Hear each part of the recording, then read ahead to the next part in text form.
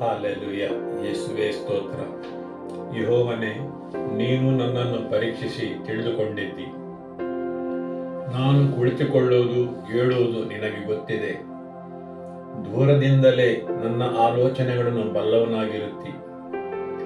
ನಾನು ನಡೆಯುವುದನ್ನು ಮಲಗುವುದನ್ನು ಶೋಧಿಸಿ ಗ್ರಹಿಸಿಕೊಳ್ಳುತ್ತಿ. ನನ್ನ ನಡತೆಯೆಲ್ಲ ನಿನಗೆ ಗೋಚರವಾಗಿದೆ. ಯೆಹೋವನೇ, ನನ್ನ ನಾಲಿಗೆಯ ಮಾತುಗಳಲ್ಲಿ ನೀನು ಅರಿಯದಿರುವಂಥದ್ದು ಒಂದೂ ಇಲ್ಲ. ಸುತ್ತಲೂ ನನ್ನನ್ನು ಆವರಿಸಿ ನಿನ್ನ ಕೈಯನ್ನು ನನ್ನ ಮೇಲೆ ಇಟ್ಟಿದ್ದಿ.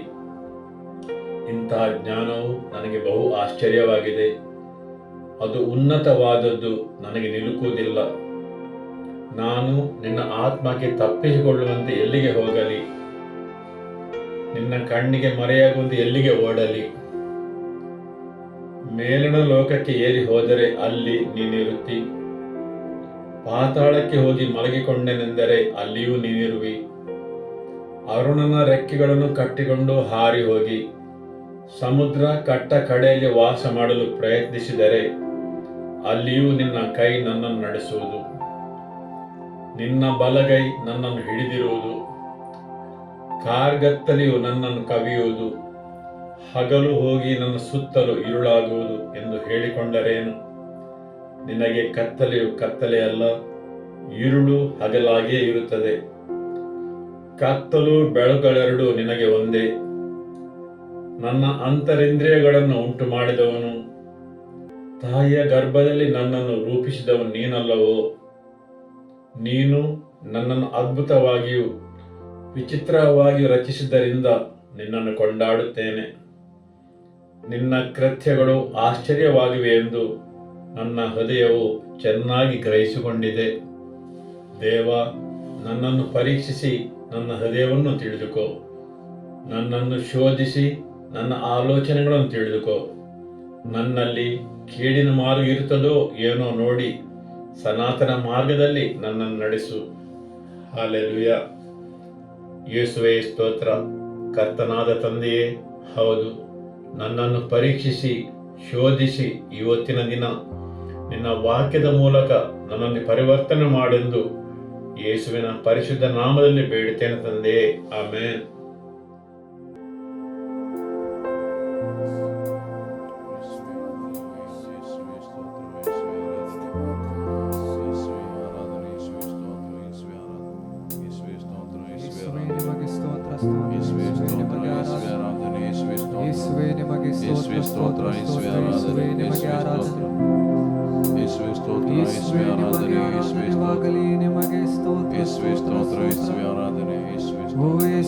ನಿಮಗೆ ಆರಾಧನೆ ಯೇಸುವೇ, ನಿಮಗೆ ಸ್ತೋತ್ರ ಸ್ತೋತ್ರ ಸ್ತೋತ್ರ.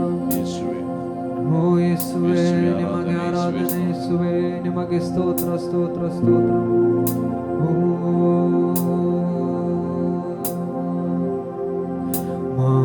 ಮಹೋನ್ನತನೇ, ನಿನ್ನಾಶ್ರಯದಿ ನಾವಾಸಿಸುವೆನು.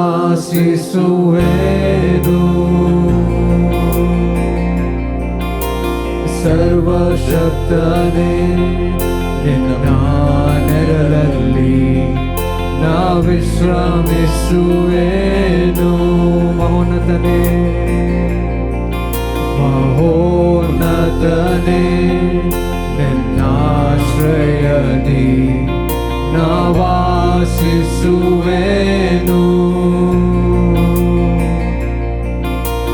ಸರ್ವಶಕ್ತನೇ, ನಿನ್ನ ನೆರಳಲ್ಲಿ ನಾ ವಿಶ್ರಮಿಸುವೆನು.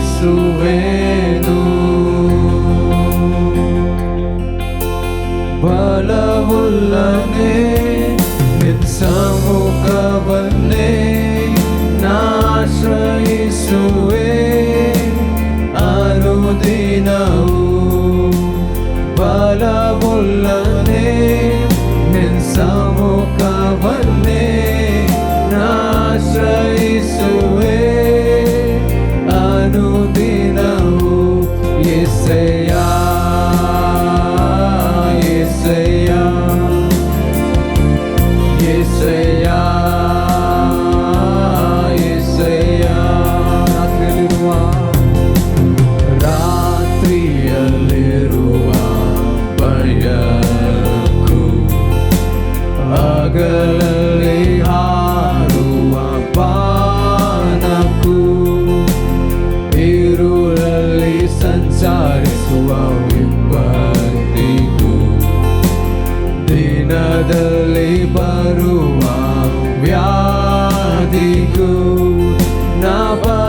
ಪಡೆನು ನಾ ಹೆದರೆನು ಯೆಹೋವ ರಾಫ ನನ್ನ ಜೊತೆ ನೀನೆ ನಾ ಭಯ ಪಡೆನು ನಾ ಹೆದರೆನು ಯೆಹೋವ ರಾಫ ನನ್ನ ಜೊತೆ ನೀನೆ ಯೆಸಯ್ಯ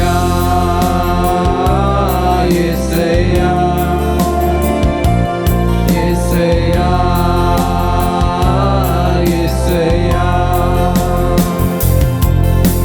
ಸಾವಿರ ಜನರು ಸತ್ತು ಬಿದ್ದರು 10,000 ಜನರು ಸುತ್ತಲಿದ್ದರು ಅಂಧಕಾರವು ನನ್ನ ಭರಿಸಿದರು ಮರಣ ಭಯವು ನನ್ನ ಬಾಧಿಸಿದರು ನಾ ಭಯ ಪಡೆನು ನಾ ಹೆದರೆನು ಯೆಹೋವ ನೀಸಿ ನನ್ನ ಜೊತೆ ನೀನೆ ನಾ ಭಯ ಪಡೆನು ನಾ ಹೆದರೆನು ಯೆಹೋವ ನೀಸಿ ನನ್ನ ಜೊತೆ ನೀನೆ ಯೆಸಯ್ಯ ಯೆಸಯ್ಯ ಯೆಸಯ್ಯ ಯೆಸಯ್ಯ ಯೆಸಯ್ಯ ಯೆಸಯ್ಯ ಯೆಸಯ್ಯ ಯೆಸಯ್ಯ ನಿನ್ನ ಪ್ರೀತಿಸಿದವರನ್ನು ತಪ್ಪಿಸುವಾತನೇ ನಿನ್ನ ಅರಿತವರನ್ನು ಘನಪಡಿಸುವಾತನೇ ನಿನ್ನ ಪ್ರೀತಿಸಿದವರನ್ನು ತಪ್ಪಿಸುವಾತನೇ ನಿನ್ನ ಅರಿತವರನ್ನು ಘನಪಡಿಸುವಾತನೇ ನನ್ನ ಯುದ್ಧವ ಜಯಿಸಿ ಮೇಲಕ್ಕೆತ್ತುವಾತನೇ ಕೃಪೆಯಿಂದ ಕೃಪೆಯನ್ನು ತೋರಿಸುವಾತನೇ ನನ್ನ ಯುದ್ಧವ ಜಯಿಸಿ ಮೇಲಕ್ಕೆತ್ತುವಾತನೇ ಕೃಪೆಯಿಂದ ಕೃಪೆಯನ್ನು ತೋರಿಸುವಾತನೇ ಯೆಸಯ್ಯ ಯೆಸಯ್ಯ ಯೆಸಯ್ಯ ಯೆಸಯ್ಯ ಯೆಸಯ್ಯ ಯೆಸಯ್ಯ ಯೆಸಯ್ಯ ಯೆಸಯ್ಯ ನಾ ಭಯ ಪಡೆನು ನಾ ಹೆದರೆನು ಯೆಹೋವ ಶಾಲೋಮ್ ನನ್ನ ಜೊತೆ ನೀನೆ ನಾ ಭಯ ಪಡೆನು ನಾ ಹೆದರೆನು ಯೆಹೋವ ಶಾಲೋಮ್ ನನ್ನ ಜೊತೆ ನೀನೆ ಯೇಸುವೇ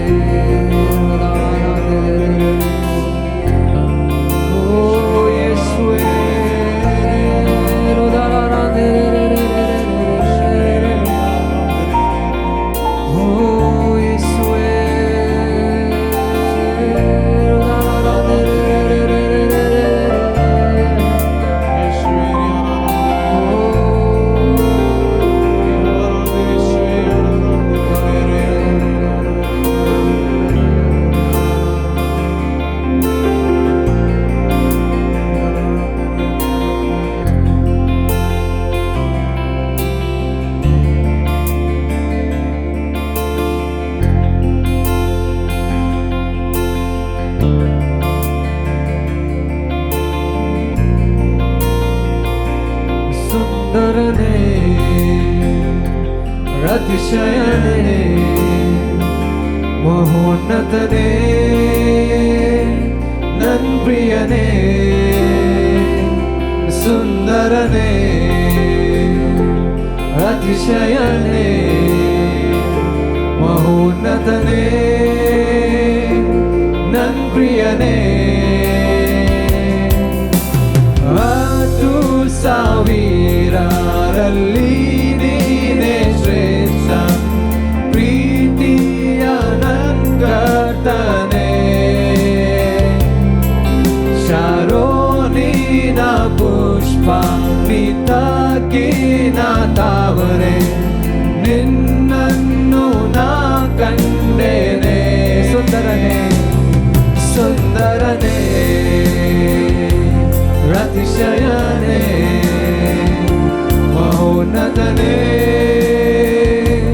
ನನ್ ಪ್ರಿಯನೇ ಸುಂದರನೇ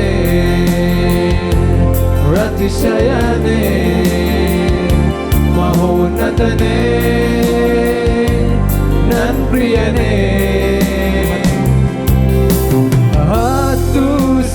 10,000ರಲ್ಲಿ ನೀನೇ ಶ್ರೇಷ್ಠ ಪ್ರೀತಿಯ ನನ್ ಕರ್ತನೇ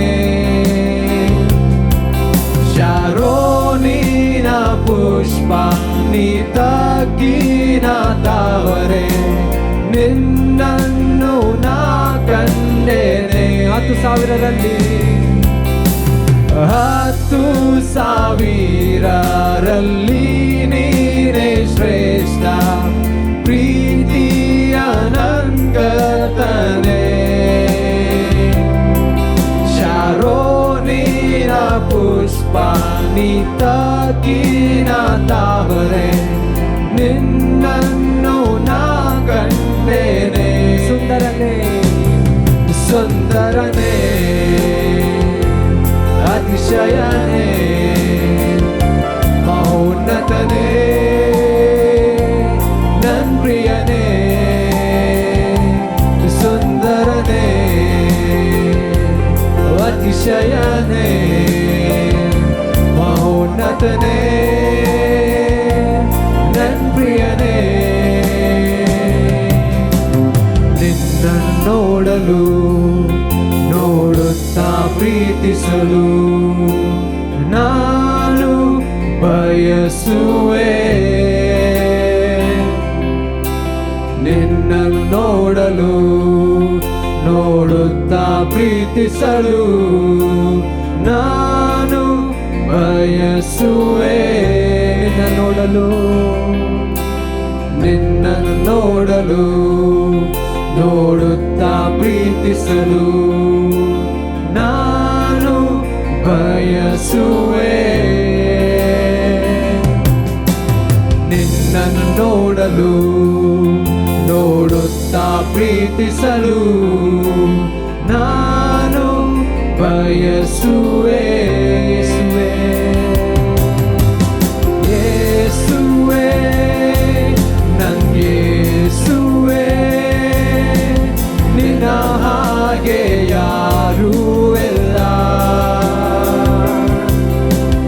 ಯೇಸುವೆ ನನ್ ಯೇಸುವೆ ನಿನ್ನ ಹಾಗೆ ಯಾರೂ ಇಲ್ಲ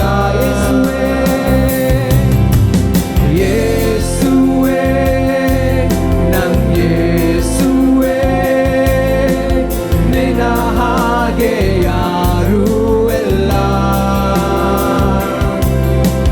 ಯೇಸುವೆ ನನ್ ಯೇಸುವೆ ನಿನ್ನ ಹಾಗೆ ಯಾರೂ ಇಲ್ಲ ಸುಂದರನೇ ಸುಂದರನೇ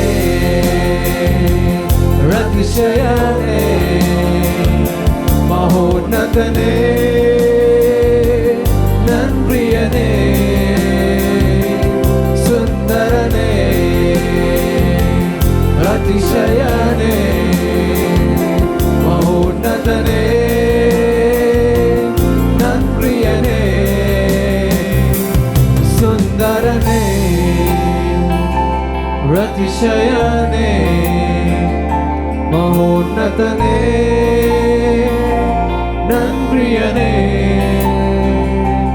ಸುಂದರನೇ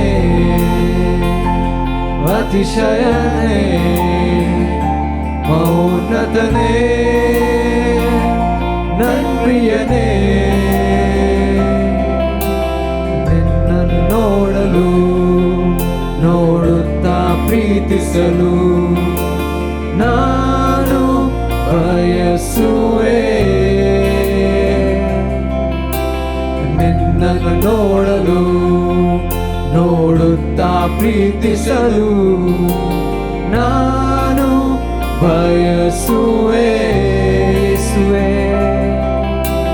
ಯೇಸುವೆ ನನ್ನ ಯೇಸುವೆ ನಿನ್ನ ಹಾಗೆ ಯಾರೂ ಇಲ್ಲ ಯೇಸುವೆ ನನ್ನ ಯೇಸುವೆ ನಿನ್ನ ಹಾಗೆ ಯಾರೂ ಇಲ್ಲ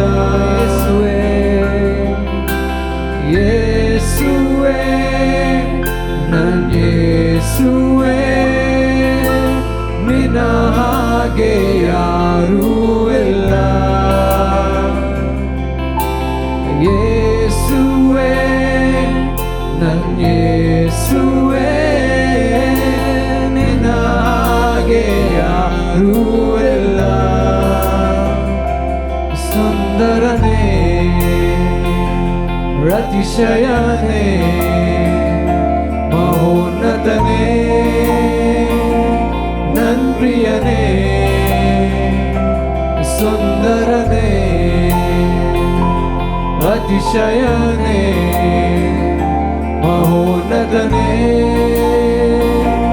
ನನ್ ಪ್ರಿಯನೇ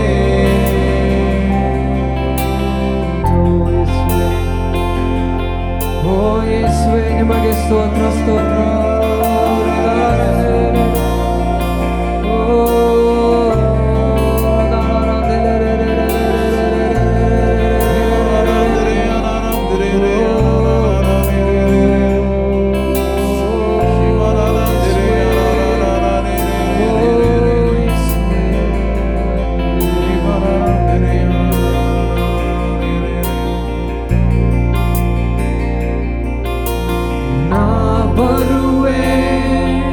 ನಿನ್ನ ಪಾದದ ಬಳಿಗೆ ಯೇಸುವೆ ನನ್ನ ರಾಜನೇ ಪ್ರಭಾವುಲ್ಲ ನಿನ್ನ ಪ್ರೀತಿಯನ್ನು ಬಯಸುವೆ ನನ್ನ ರಾಜನೇ ನಾ ಬರುವೆ ನಿನ್ನ ಪಾದದ ಬಳಿಗೆ ಯೇಸುವೆ ನನ್ನ ರಾಜನೇ ಪ್ರಭಾವುಲ್ಲ ನಿನ್ನ ಪ್ರೀತಿಯನ್ನು ಬಯಸುವೆ ನನ್ನ ರಾಜನೇ ನೀ ಪರಿಶುದ್ಧ ಶುದ್ಧ ಶುದ್ಧ ನೀ ಪರಿಶುದ್ಧ ಶುದ್ಧ ಶುದ್ಧ ನೀ ಪರಿಶುದ್ಧ ಶುದ್ಧ ಶುದ್ಧ ನೀ ಮಾತೃವೆ ನೀ ಪರಿಶುದ್ಧ ನೀ ಪರಿಶುದ್ಧ ಶುದ್ಧ ಶುದ್ಧ ನೀ ಪರಿಶುದ್ಧ ಶುದ್ಧ ಶುದ್ಧ ನೀ ಪರಿಶುದ್ಧ ಶುದ್ಧ ಶುದ್ಧ ನೀ ಮಾತುವೆ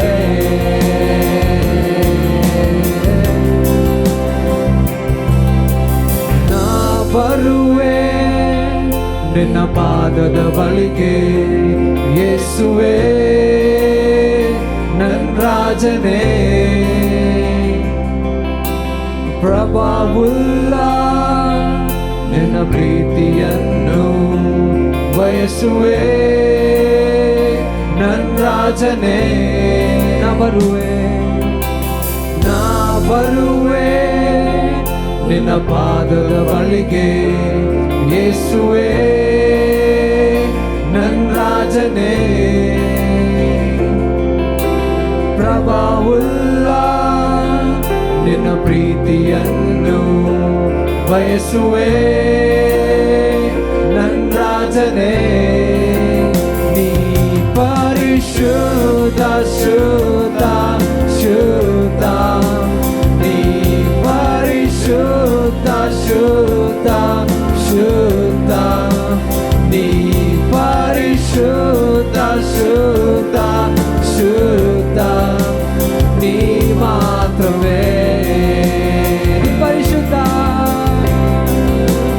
ನೀ ಪರಿಶುದ್ಧ ಶುದ್ಧ ಶುದ್ಧ ನೀ ಪರಿಶುದ್ಧ ಶುದ್ಧ ಶುದ್ಧ ನೀ ಪರಿಶುದ್ಧ ಶುದ್ಧ ಶುದ್ಧ ನೀ ಮಾತ್ರವೇ ನೀ ಎಲ್ಲಕ್ಕೆ ಯೋಗ್ಯನು ನೀ ಎಲ್ಲಕ್ಕೆ ಯೋಗ್ಯನು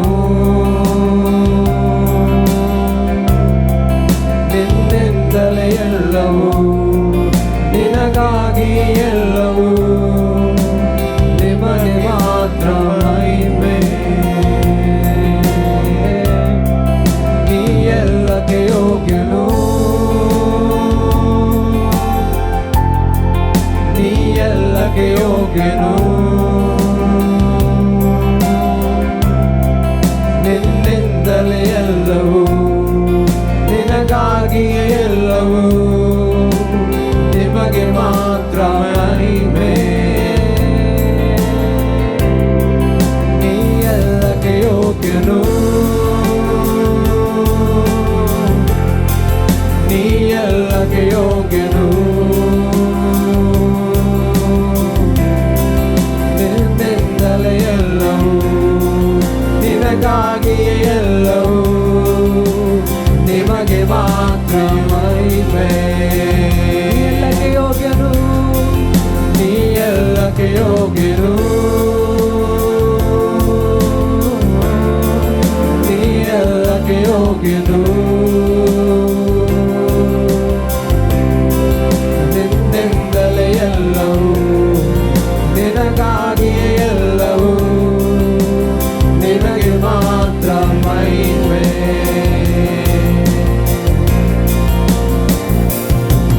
ನೀ ಮಾತ್ರ ಸಾಕು ನೀ ಮಾತ್ರ ಸಾಕು ನೀ ಮಾತ್ರ ಸಾಕು ನನಗೆ ನೀ ಮಾತ್ರ ಸಾಕು ನೀ ಮಾತ್ರ ಸಾಕು ನೀ ಮಾತ್ರ ಸಾಕು ನನಗೆ ನೀ ಮಾತ್ರ ಸಾಕು ನೀ ಮಾತ್ರ ಸಾಕು ನೀ ಮಾತ್ರ ಸಾಕು ನನಗೆ ನೀ ಸಾಕೆ ನನಗೆ ನೀ ಸಾಕೆ ನನಗೆ ನೀ ಸಾಕೆ ನನಗೆ ಯೇಸುವೇ ನೀ ಸಾಕೆ ನನಗೆ ನೀ ಸಾಕೆ ನನಗೆ ನೀ ಸಾಕೆ ನನಗೆ ಯೇಸುವೇ ನೀ ಸಾಕೆ ನನಗೆ ನೀ ಸಾಕೆ ನನಗೆ ನೀ ಸಾಕೆ ನನಗೆ ಯೇಸುವೇ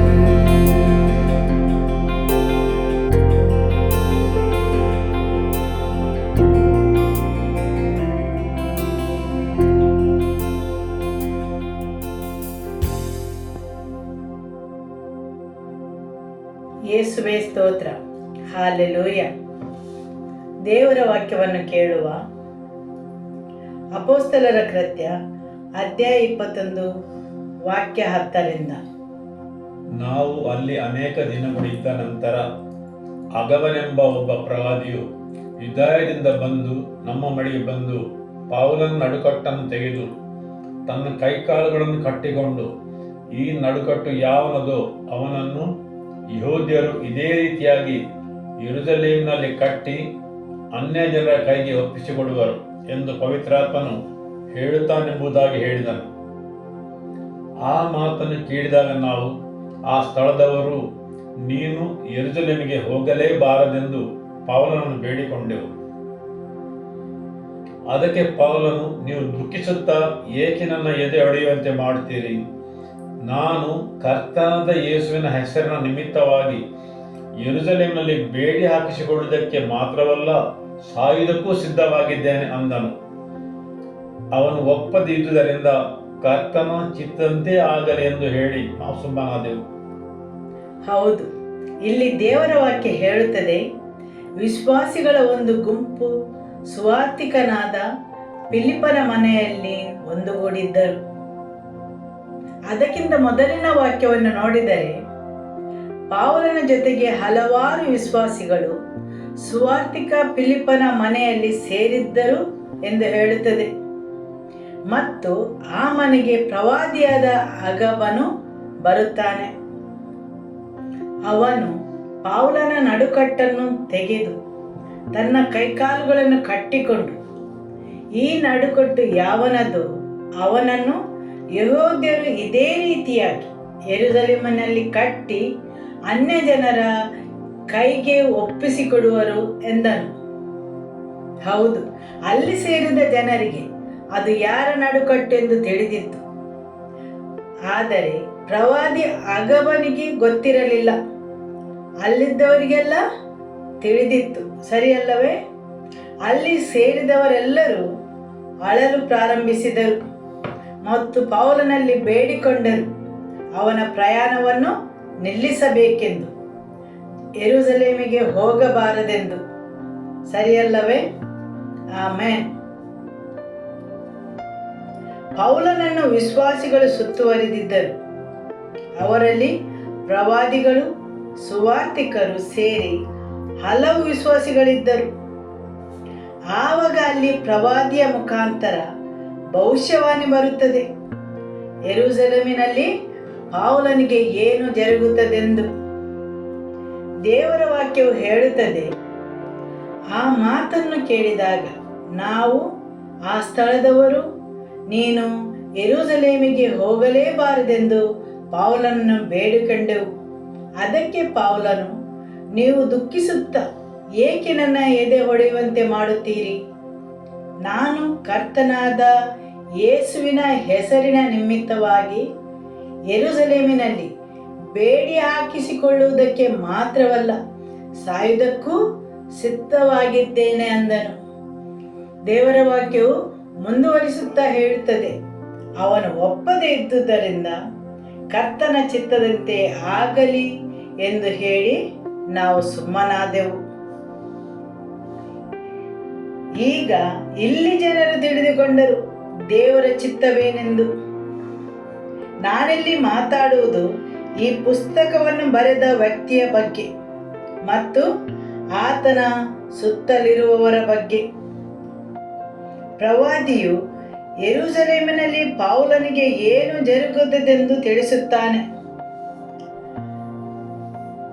ಅವನ ಕೈಕಾಲುಗಳನ್ನು ಕಟ್ಟಿ ಅನ್ಯ ಜನರಿಗೆ ಒಪ್ಪಿಸುವರು ಸುವಾರ್ತೆಗೋಸ್ಕರ. ಇಲ್ಲಿ ಜನರು ದೇವರ ಚಿತ್ತವನ್ನು ತಿಳಿದಿದ್ದಾರೆ, ಆದರೂ ದೇವರ ಚಿತ್ತದ ವಿರುದ್ಧವಾಗಿ ಪೌಲನ ಮನವೊಲಿಸಲು ಪ್ರಯತ್ನಿಸುತ್ತಾರೆ. ತಿಳಿತಲ್ಲವೇ? ಇಲ್ಲಿ ಜನರು ಪೌಲನ ಮೇಲೆ ಅವರಿಗಿರುವ ಪ್ರೀತಿಗೋಸ್ಕರ ಅವನ ಬಗ್ಗೆ ಕಾಳಜಿ ಇರುವುದರಿಂದ ಹೇಳುತ್ತಾರೆ, ಆದರೆ ಅವರಿಗೆ ದೇವರ ಚಿತ್ತವೇನೆಂದು ತಿಳಿದಿದೆ. ಕೊನೆಗೂ ಪೌಲನ ಮನವೊಲಿಸಲು ಅಸಾಧ್ಯವಾದುದರಿಂದ ಹೇಳುತ್ತಾರೆ, ದೇವರ ಕರ್ತನ ಚಿತ್ತದಂತೆ ಆಗಲಿ ಎಂದು ಸುಮ್ಮನಾಗುತ್ತಾರೆ. ಆಮೆನ್. ಆದುದರಿಂದ ಅನೇಕ ಸಲ ಜನರ ಭಾವನೆಗಳು ದೇವರ ಉದ್ದೇಶವು ನಿಮ್ಮ ಜೀವನದಲ್ಲಿ ಜರುಗದಂತೆ ತಡೆಯುತ್ತವೆ. ಜನರ ಭಾವನೆಗಳು, ಜನರ ಅಭಿಪ್ರಾಯಗಳು ದೇವರ ಉದ್ದೇಶವು ನಿಮ್ಮ ಜೀವನದಲ್ಲಿ ಜರುಗದಂತೆ ಅಡಚಣೆಯನ್ನುಂಟು ಮಾಡುತ್ತವೆ ಹಾಗೂ ಜನರ ಧ್ವನಿಗಳನ್ನು ಅಥವಾ ಮಾತನ್ನು ಕೇಳಿ ದೇವರ ಚಿತ್ತವನ್ನು ಕಳೆದುಕೊಳ್ಳುತ್ತೀರಿ. ಯಾಕೆಂದರೆ ಅವರು ತಮ್ಮ ಭಾವನೆಗಳ ಪ್ರಕಾರ ಮಾತಾಡುತ್ತಾರೆ. ದೇವರ ವಾಕ್ಯವು ಹೇಳುತ್ತದೆ, ಪೇತ್ರನು ಬಂದು ಯೇಸುವಿನ ಮನವೊಲಿಸಲು ಪ್ರಯತ್ನಿಸುತ್ತಾನೆ. ಆತನು ಯೆರೂಸಲೇಮಿಗೆ ಹೋಗದಂತೆ. ಮತ್ತು ಯೇಸು ಹೇಳಿದರು ಪೇತ್ರನಿಗೆ, ಸೈತಾನನೇ, ನನ್ನನ್ನು ಬಿಟ್ಟು ತೊಲಗಿ ಹೋಗು. ಯಾಕೆಂದರೆ ಜನರ ಭಾವನೆಗಳು ದೇವರ ಉದ್ದೇಶವು ಆ ಮನುಷ್ಯನ ಜೀವನದಲ್ಲಿ ಜರುಗದಂತೆ ತಡೆಯುತ್ತವೆ. ಆದುದರಿಂದ ನೀವು ಯಾರ ಮಾತನ್ನು ಕೇಳುತ್ತೀರಿ ಎಂಬುದು ಮುಖ್ಯವಾಗಿದೆ. ಯಾರ ಮಾತಿಗೆ ಲಕ್ಷ್ಯ ಕೊಡುತ್ತೀರಿ ಎಂಬುದು ಮುಖ್ಯವಾಗಿದೆ. ಆಮೆನ್. ಯಾರ ಧ್ವನಿಯು ನಿಮ್ಮಲ್ಲಿ ಪ್ರತಿಧ್ವನಿಸುತ್ತದೆಂಬುದು ಮುಖ್ಯವಾಗಿದೆ. ಹೌದು, ಅವರ ದುಃಖವು ಪೌಲನ ಮೇಲೆ ಪರಿಣಾಮ ಬೀರಿತು. ಇದರಿಂದ ಪೌಲನು ಹೇಳುತ್ತಾನೆ, ಹೀಗೆ ದುಃಖಿಸುತ್ತಾ ಏಕೆ ನನ್ನ ಎದೆ ಒಡೆಯುವಂತೆ ಮಾಡುತ್ತೀರಿ? ಇಲ್ಲಿ ಪೌಲನು ಹೇಳುತ್ತಾನೆ, ನಿಮ್ಮ ದುಃಖವು ನನ್ನ ಮೇಲೆ ಪರಿಣಾಮ ಬೀರಿದೆ, ಆದರೆ ಅದಕ್ಕಿಂತ ಮುಖ್ಯವಾದ ಕಾರ್ಯವಿದೆ. ನಿಮ್ಮ ಮಾತನ್ನು ಕೇಳುವುದಕ್ಕಿಂತ ನಾನು ಪವಿತ್ರಾತ್ಮನ ಧ್ವನಿಯನ್ನು ಕೇಳುವುದು ಮುಖ್ಯವಾಗಿದೆ. ಆಮೆನ್. ಮತ್ತು ಅವನು ಹೇಳುತ್ತಾನೆ, ನಾನು ಕರ್ತನಾದ ಯೇಸುವಿನ ಹೆಸರಿನ ನಿಮಿತ್ತವಾಗಿ ಯೆರೂಸಲೇಮಿನಲ್ಲಿ ಬೇಡಿ ಹಾಕಿಸಿಕೊಳ್ಳುವುದಕ್ಕೆ ಮಾತ್ರವಲ್ಲ, ಸಾಯುವುದಕ್ಕೂ ಸಿದ್ಧವಾಗಿದ್ದೇನೆ ಅಂದನು. ಹೌದು, ಪೌಲನು ಹೇಳುತ್ತಾನೆ, ದೇವರ ಉದ್ದೇಶವನ್ನು ಸಂಪೂರ್ಣಗೊಳಿಸುವುದೇ ನನ್ನ ಜೀವನದ ಮುಖ್ಯ ಗುರಿಯಾಗಿದೆ. ಬೇರೆ ಎಲ್ಲವೂ ಎರಡನೆಯದಾಗಿದೆ. ನಂತರ ಅವರು ಹೇಳುತ್ತಾರೆ, ಕರ್ತನ ಚಿತ್ತದಂತೆ ಆಗಲಿ. ಆಮೆನ್. ಹೌದು, ಅನೇಕ ಸಲ ಜನರ ಭಾವನೆಗಳು ದೇವರ ಚಿತ್ತವು ನಿಮ್ಮ ಜೀವನದಲ್ಲಿ ಜರುಗದಂತೆ ತಡೆಯುತ್ತಾರೆ ಹಾಗೂ ಅವರು ನಿಮ್ಮ ಮನವೊಲಿಸಲು ಪ್ರಯತ್ನಿಸುತ್ತಾರೆ. ಜನರು ನಿಮ್ಮನ್ನು ತಡೆಯುತ್ತಾರೆ ಮತ್ತು ಅಡ್ಡಿ ಮಾಡುತ್ತಾರೆ, ದೇವರ ಉದ್ದೇಶವು ನಿಮ್ಮ ಜೀವನದಲ್ಲಿ ಜರುಗದಂತೆ. ಆಮೆನ್. ಸರಿಯಲ್ಲವೇ? ರೋಮಪುರದವರಿಗೆ ಅಧ್ಯಾಯ 8 ವಾಕ್ಯ 32ರಿಂದ. ಸ್ವಂತ ಮಗನನ್ನು ಉಳಿಸಿಕೊಳ್ಳದೆ ಆತನನ್ನು ನಮ್ಮೆಲ್ಲರಿಗೋಸ್ಕರ ಒಪ್ಪಿಸಿಕೊಟ್ಟನಲ್ಲ, ಮಗನನ್ನು ಕೊಟ್ಟ ಮೇಲೆ ಸಮಸ್ತವನ್ನೂ ನಮಗೆ ದಯಪಾಲಿಸಿ ಇರುವನು. ದೇವರು ಆದುಕೊಂಡವರ ಮೇಲೆ ಯಾರು ತಪ್ಪು ಹೊರಿಸುವವರು ಯಾರು? ದೇವರೇ ನಮ್ಮನ್ನು ನೀತಿವಂತರೆಂದು ನಿರ್ಣಯಿಸುವವನಾಗಿದ್ದಾನೆ.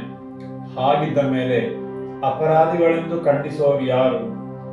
ಮರಣವನ್ನು ಹೊಂದಿದಲ್ಲದೆ ಜೀವಿತನಾಗಿ ಎದ್ದು ದೇವರ ಬಲಗಡೆಯಲ್ಲಿದ್ದು ನಮಗೋಸ್ಕರ ಬೇಡುವವನಾಗಿರುವ ಕ್ರಿಸ್ತ ಯೇಸುವೋ?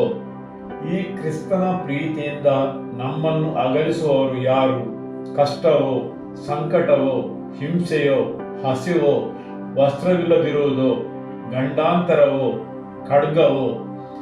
ದೇವರೇ, ನಾವು ನಿನ್ನ ನಿಮಿತ್ತ ದಿನವೆಲ್ಲ ಕೊಲೆಗೆ ಗುರಿಯಾಗುತ್ತಿದ್ದೇವೆ, ವಧ್ಯಸ್ಥಾನಕ್ಕೆ ಒಯ್ದ ಕುರಿಗಳಂತೆ ಎಣಿಸಿದರು ಎಂಬುದಾಗಿ ಬರೆದಿರುವಂತೆ ಆಗ್ತದಲ್ಲ. ಆದರೆ ನಮ್ಮನ್ನು ಪ್ರೀತಿಸಿದಾತನ ಮೂಲಕವಾಗಿ ನಾವು ಎಲ್ಲ ವಿಷಯಗಳಲ್ಲಿಯೂ ಪೂರ್ಣ ಜಯಶಾಲಿಗಳಾಗಿದ್ದೇವೆ. ಹೇಗೆಂದರೆ ಮರಣವಾಗಲಿ, ಜೀವವಾಗಲಿ, ದೇವದೂತರಾಗಲಿ, ದುರಾತ್ಮಗಳಾಗಲಿ, ಈಗಿನ ಸಂಗತಿಗಳಾಗಲಿ, ಮುಂದಣ ಸಂಗತಿಗಳಾಗಲಿ, ಮಹತ್ವಗಳಾಗಲಿ, ಮೇಲಣ ಲೋಕವಾಗಲಿ, ಕೆಳಗಣ ಲೋಕವಾಗಲಿ, ಬೇರೆ ಯಾವ ಸೃಷ್ಟಿಯಾಗಲಿ ನಮ್ಮನ್ನು ನಮ್ಮ ಕರ್ತನಾದ ಯೇಸು ಕ್ರಿಸ್ತನಲ್ಲಿ ತೋರಿ ಬಂದ ದೇವರ ಪ್ರೀತಿಯಿಂದ ಅಗಲಿಸಲು ಸಾಧ್ಯವಿಲ್ಲವೆಂದು ನಾವು ಬಲ್ಲವರಾಗಿದ್ದೇವೆ. ಆಮೆನ್. ಇಲ್ಲಿ ಪೌಲನು ಬೇರೊಂದು ತನ್ನಲ್ಲಿದ್ದ ಮನವೊಲಿಸುವಿಕೆಯ ಬಗ್ಗೆ ಹೇಳುತ್ತಾನೆ. ಜನರು ಅವನು ದೇವರ ಚಿತ್ತವನ್ನು ನೆರವೇರಿಸದಂತೆ ಅವನ ಮನವೊಲಿಸುತ್ತಾರೆ. ಪೌಲನು ಹೇಳುತ್ತಾನೆ, ಹೇಗೆಂದರೆ ಮರಣವಾಗಲಿ ಜೀವವಾಗಲಿ, ದೇವದೂತರಾಗಲಿ ದುರಾತ್ಮಗಳಾಗಲಿ, ಈಗಿನ ಸಂಗತಿಗಳಾಗಲಿ ಮುಂದಣ ಸಂಗತಿಗಳಾಗಲಿ, ಮಹತ್ವಗಳಾಗಲಿ, ಮೇಲನ ಲೋಕವಾಗಲಿ ಕೆಳಗನ ಲೋಕವಾಗಲಿ, ಬೇರೆ ಯಾವ ಸೃಷ್ಟಿಯಾಗಲಿ ನಮ್ಮನ್ನು ನಮ್ಮ ಕರ್ತನಾದ ಯೇಸು ಕ್ರಿಸ್ತನಲ್ಲಿ ತೋರಿ ಬಂದ ದೇವರ ಪ್ರೀತಿಯಿಂದ ಅಗಲಿಸಲು ಸಾಧ್ಯವಿಲ್ಲವೆಂದು ನಾವು ಬಲ್ಲವರಾಗಿದ್ದೇವೆ. ದೇವರ ವಾಕ್ಯವು ಪವಿತ್ರಾತ್ಮನು ನನ್ನ ಹೃದಯದಲ್ಲಿ ತಂದ ಬದಲಾವಣೆಗೆ ಹೋಲಿಸಿದರೆ ಈ ಮನವೊಲಿಸುವಿಕೆಯು ಏನೇನೂ ಅಲ್ಲ. ಯಾವುದೇ ಸೃಷ್ಟಿಯಾಗಲಿ, ದೇವದೂತರಾಗಲಿ, ಯಾವುದೇ ಶಕ್ತಿಯಾಗಲಿ, ಮರಣವಾಗಲಿ ಜೀವವಾಗಲಿ, ಈ ಯಾವುದೇ ವಿಷಯಗಳು ನನ್ನನ್ನು ಕರ್ತನಾದ ಯೇಸು ಕ್ರಿಸ್ತನಲ್ಲಿ ತೋರಿ ಬಂದ ದೇವರ ಪ್ರೀತಿಯಿಂದ ಅಗಲಿಸಲು ಸಾಧ್ಯವಿಲ್ಲ. ಆಮೆನ್. ಈ ಕ್ರಿಸ್ತನ ಪ್ರೀತಿಯಿಂದ ನಮ್ಮನ್ನು ಅಗಲಿಸುವವರು ಯಾರು? ಕಷ್ಟವು, ಸಂಕಟವು, ಹಿಂಸೆಯು, ಹಸಿವು, ವಸವಿಲ್ಲದಿರುವುದು, ಗಂಡಾಂತರವು, ಖಡ್ಗವು. ಇಲ್ಲಿ ಪೌಲನು ಹೇಳುತ್ತಾನೆ, ಈ ಎಲ್ಲ ವಸ್ತುಗಳಿಗೆ ನಿಮ್ಮನ್ನು ದೇವರ ಪ್ರೀತಿಯಿಂದ ಅಗಲಿಸಲು ಸಾಧ್ಯವಿದೆ. ಜೀವನದಲ್ಲಿ ಎದುರಾಗುವ ಸಂಕಟಗಳು ದೇವರ ಪ್ರೀತಿಯಿಂದ ನಮ್ಮನ್ನು ಕೆಲವೊಮ್ಮೆ ಅಗಲಿಸಬಹುದು. ಹೌದು, ಜನರು ಸಂಕಟಗಳ ಮುಖಾಂತರ ಹಾದು ಹೋಗುತ್ತಾರೆ ಮತ್ತು ಅವರು ಭಾವಿಸುತ್ತಾರೆ ದೇವರು ಅವರನ್ನು ಪ್ರೀತಿಸುವುದಿಲ್ಲ, ದೇವರಿಂದ ಬೇರ್ಪಟ್ಟಿದ್ದೇವೆ, ಆತನ ಸೇವೆಯನ್ನು ಮಾಡುವುದನ್ನು ಮುಂದುವರಿಸುವುದೇ ಬೇಡವೇ ಎಂದು ಭಾವಿಸುತ್ತಾರೆ. ಹೌದು, ಜನರು ಕಷ್ಟದಲ್ಲಿ ಸಂಕಷ್ಟದಲ್ಲಿ ಹಾದು ಹೋಗುವಾಗ ದೇವರ ಮೇಲೆ ಅವರಿಗಿದ್ದ ಪ್ರೀತಿಯ ಮೇಲೆ ಪರಿಣಾಮ ಬೀರುತ್ತದೆ, ಸರಿಯಲ್ಲವೇ? ಅವರು ಸಂಕಷ್ಟ ತೊಂದರೆಗಳಲ್ಲಿ ಹಾದು ಹೋಗುವಾಗ ವೈರಿಯ ಸುಳ್ಳು ಅವರಲ್ಲಿ ಗಟ್ಟಿಗೊಳ್ಳುತ್ತದೆ. ದೇವರವರನ್ನು ಪ್ರೀತಿಸುವುದಿಲ್ಲ, ದೇವರಿಗೆ ಅವರ ಬಗ್ಗೆ ಕಾಳಜಿ ಇಲ್ಲ, ದೇವರು ಅವರ ಪರವಾಗಿ ಇಲ್ಲ ಎಂಬ ಭಾವನೆ ಬೆಳೆಯುತ್ತದೆ. ದೇವರ ವಾಕ್ಯವು ಹೇಳುತ್ತದೆ, ಯಾವುದು ನಮ್ಮನ್ನು ಅಗಲಿಸುವಂಥದ್ದು? ಕಷ್ಟವೋ, ಸಂಕಟವೋ, ಹಿಂಸೆಯೋ, ಹಸಿವೆಯೋ, ಬರಗಾಲವೋ? ಹೌದು, ಕೊರತೆಗಳ ಬಗ್ಗೆ. ಜನರಿಂದ ಹಿಂಸೆ, ಸಂಕಟಗಳು, ವಸ್ತ್ರವಿಲ್ಲದಿರುವಿಕೆ, ಗಂಡಾಂತರ, ಖಡ್ಗ, ಇಂತಹ ಅನೇಕ ಆಯುಧಗಳಿಗೆ, ವಿಷಯಗಳಿಗೆ ಶಕ್ತಿ ಮತ್ತು ಸಾಮರ್ಥ್ಯವಿದೆ ದೇವರ ಮೇಲಿದ್ದ ನಿಮ್ಮ ಪ್ರೀತಿಯನ್ನು ಕದಿಯಲು ಅಥವಾ ದೇವರ ಪ್ರೀತಿಯಿಂದ ನಿಮ್ಮನ್ನು ಅಗಲಿಸಲು. ನಾನು ಅನೇಕ ವರ್ಷಗಳಿಂದ ಅಂತಹ ಅನೇಕ ಜನರನ್ನು ನೋಡಿದ್ದೇನೆ. ಬೇರೆ ಬೇರೆ ವಿಷಯಗಳು ದೇವರ ಪ್ರೀತಿಯಿಂದ ಅವರನ್ನು ಅಗಲಿಸಿವೆ. ಅವುಗಳು ಉದ್ಯೋಗ, ಅಧಿಕಾರ, ಮಹತ್ವದ ಸ್ಥಾನಗಳು, ಐಶ್ವರ್ಯ. ಹೌದು, ಬೇರೆ ಬೇರೆ ವಿಷಯಗಳು. ದೇವರ ಪ್ರೀತಿಯಿಂದ ಅಗಲಿಸಿದ ಈ ಎಲ್ಲ ವಿಷಯಗಳು ಒಂದೇ ವರ್ಗಕ್ಕೆ ಸೇರಿದವುಗಳು. ಅದು ಸಂಕಟವಾಗಿರಬಹುದು, ಪ್ರಾರ್ಥನೆಗೆ ಉತ್ತರ ಸಿಗದ ವಿಷಯಗಳಾಗಿರಬಹುದು, ಅವರು ಹಾದು ಹೋಗುವ ಕೆಲವು ಹೋರಾಟಗಳಿರಬಹುದು, ಅಂತಹ ಅನೇಕ ವಿಷಯಗಳು. ಆದರೆ ಪೌಲನು ಹೇಳುತ್ತಾನೆ, ಸೃಷ್ಟಿಸಿದ ಯಾವುದೇ ವಸ್ತುಗಳು ದೇವರ ಪ್ರೀತಿಯಿಂದ ನನ್ನನ್ನು ಅಗಲಿಸಲು ಸಾಧ್ಯವಿಲ್ಲ. ಆಮೆನ್. ಹೌದು, ಅದನ್ನು ಪೌಲನು ತನ್ನ ಹೃದಯದಲ್ಲಿಟ್ಟ ಭರವಸೆಯಾಗಿದೆ. ಆಮೆನ್. ಹೌದು, ಅದು ಪೌಲನು ತನ್ನ ಹೃದಯದಲ್ಲಿಟ್ಟ ಭರವಸೆಯಾಗಿದೆ. ಹಾಲೆಲೂಯ. ನನ್ನ ಜೀವನದಲ್ಲಿ ಏನೇ ಬಂದರೂ, ಏನೇ ಸಂಭವಿಸಿದರೂ ನಾನು ಆತನನ್ನು ಹಿಂಬಾಲಿಸುವೆನು. ದೇವರ ಪ್ರೀತಿಯಿಂದ ಯಾವುದೇ ನನ್ನನ್ನು ಅಗಲಿಸಲು ಸಾಧ್ಯವಿಲ್ಲ. ಆಮೆನ್. ದೇವರ ಜೊತೆಗಿನ ನನ್ನ ಸಂಬಂಧ ಇವುಗಳಿಂದಾಗಿ ಯಾವುದೇ ಪರಿಣಾಮ ಬೀರುವುದಿಲ್ಲ.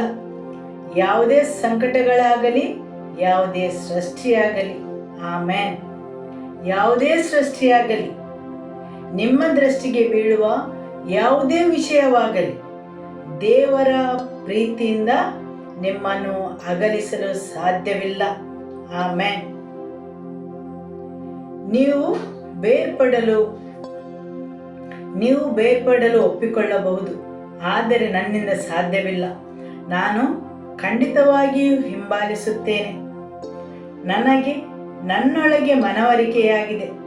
ಖಂಡಿತವಾಗಿಯೂ ಈ ಯಾವುದೇ ವಿಷಯಗಳಿಗೆ, ಅದು ಸಂಕಟವಾಗಲಿ, ಹಸಿವಾಗಲಿ, ಕಷ್ಟವಾಗಲಿ, ಗಂಡಾಂತರವಾಗಲಿ, ಖಡ್ಗವಾಗಲಿ, ಸೃಷ್ಟಿಯಾಗಲಿ, ದೇವರ ಪ್ರೀತಿಯಿಂದ ನನ್ನನ್ನು ಅಗಲಿಸಲು ಸಾಧ್ಯವಿಲ್ಲ.